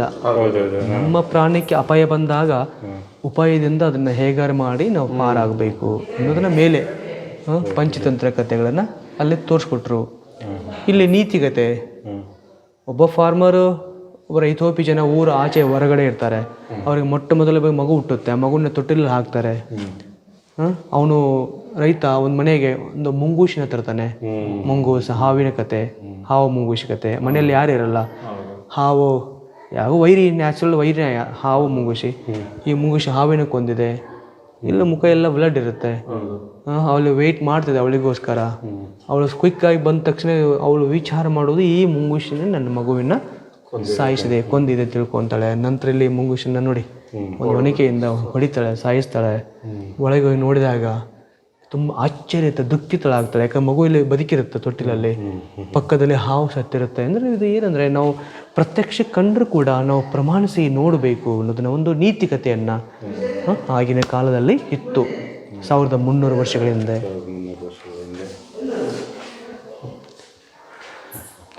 ಇವೆಲ್ಲ ನೋಡಿ ಒಂದು ಜೀವನದ ಕತೆ. ಅವ್ನು ಕೇಳ್ತಾನೆ ಪ್ರೀತಿಯಿಂದ ಏನು ಬೇಕು.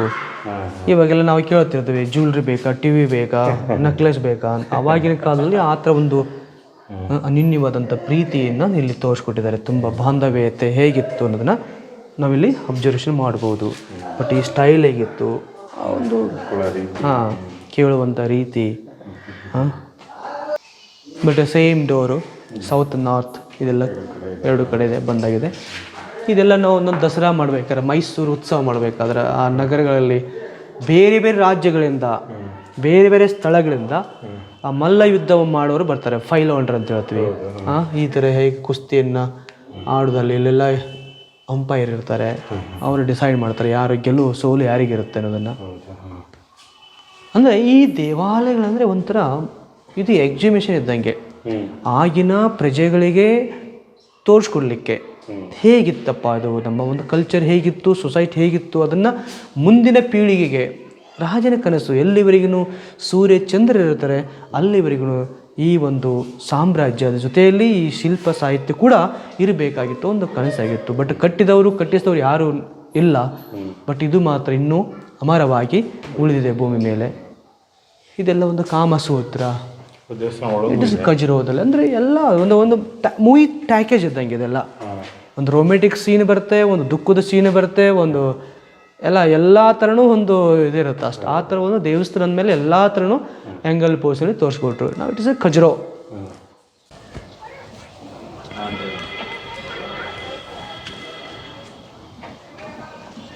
ಇದು ಕಾಶಿ ವಿಶ್ವೇಶ್ವರ ದೇವಾಲಯ.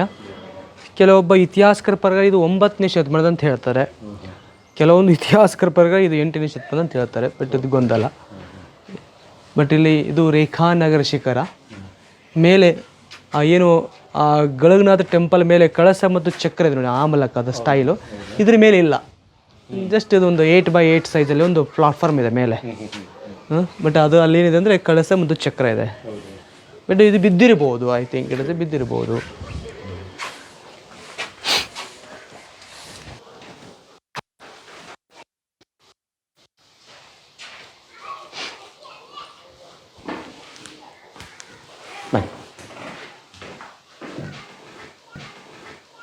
ಇದು ಕಾಶಿ ವಿಶ್ವೇಶ್ವರ ದೇವಾಲಯ. ಇಲ್ಲಿ ತುಂಬ ಶಿವನ ಪ್ರತಿಮೆ ತುಂಬ ಅದ್ಭುತವಾಗಿದೆ. ಇಟ್ ಇಸ್ ಎ ಗ್ರನೈಟಲ್ಲಿ. ಮೇಲೆ ಒಂದು ನೀರಿನ ಸಂಕೇತ ಕಮಲದ ಹೂವಿನ ಪೀಠದ ಮೇಲಿದೆ. ನಾ ಹೇಳಿದೆ ಯಾವಾಗಲೂ ಕಮಲದ ಹೂವು ನೀರಲ್ಲಿ ಇರುವಂಥದ್ದು ಹೂವು, ಅದು ನೀರು ಬೀಳ್ತಾ ಇರುತ್ತೆ ಸದಾ. ಆ ಶಿವನಿಗೆ ಅಭಿಷೇಕ ಗಂಗೆ ಮಾತೆ ಒಂದು ಸಂಕೇತ ಹೋಗುತ್ತೆ. ಬಟ್ ಅಂತರಾಳ ಈ ಕಡೆ ಒಂದು, ಇಲ್ಲಿ ವಿಷ್ಣುವನ ಗರುಡ ಪಕ್ಷಿ ಇದೆ, ಇಲ್ಲಿ ಹೀಗಲ್. ನಾವು ಆದರೆ ಎಲ್ಲ ಪಟ್ಟದ ಟೆಂಪಲ್ ಮೇಲೆ ನೋಡಿದು ಶಿವ ಮತ್ತು ನಂದಿ ಇರುತ್ತೆ. ಬಟ್ ಇದರಲ್ಲಿ ಮಾತ್ರ ಒಂದು ವಿಶೇಷವಾಗಿ ಒಂದು ಗರುಡ ಪಕ್ಷಿನ ಅಬ್ಸರ್ವ್ ಮಾಡ್ತೀವಿ. ಇದೆಲ್ಲ ಒಂದು ಹಾವಿನ ಒಂದು ನೋಡಿ ಹೇಗಿದೆ ಸ್ಕಿನ್, ಸ್ನೇಕ್ ಆಗಿರ್ಬೋದು, ಒಂದು ಮಾನವನ ಒಂದೊಂದು ವಾದ್ಯಗಳ ನಾಟ್ಯಗಳನ್ನು ಮಾಡ್ತಿರೋದು. ಇದೆಲ್ಲ ಫ್ರೇಮ್ ಇದು ಒಂದು ಡಿಸೈನ್ಸು ಈ ಕಡೆ ಇಲ್ಲದ ಅಂಬ್ರೆಲ್ಲ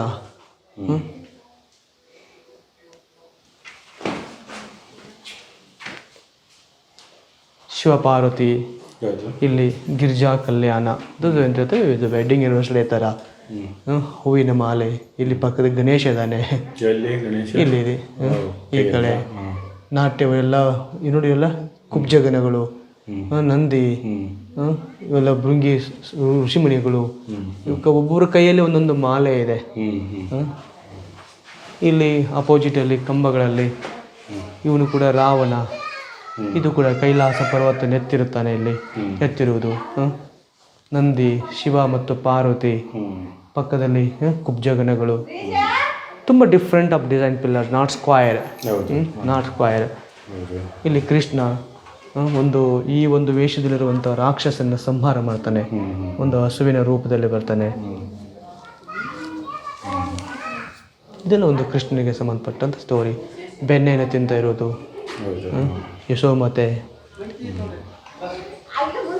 ಇದಕ್ಕೆ ಯಾಲಿ ಅಂತೀಲ್ವಾ, ಇದೇ ಒಂದು ಕಾಲ್ಪನಿಕ ಪ್ರಾಣಿ, ಮುಖ ಮಾತ್ರ ತುಂಬ ಡಿಫ್ರೆಂಟ್ ಆಗಿದೆ.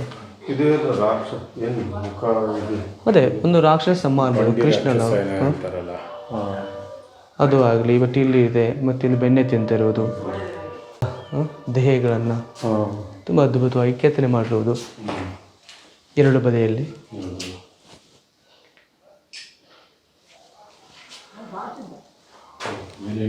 ಮೇಲೆ ಕೂಡ ಶಿವ ಮತ್ತು ಪಾರ್ವತಿ.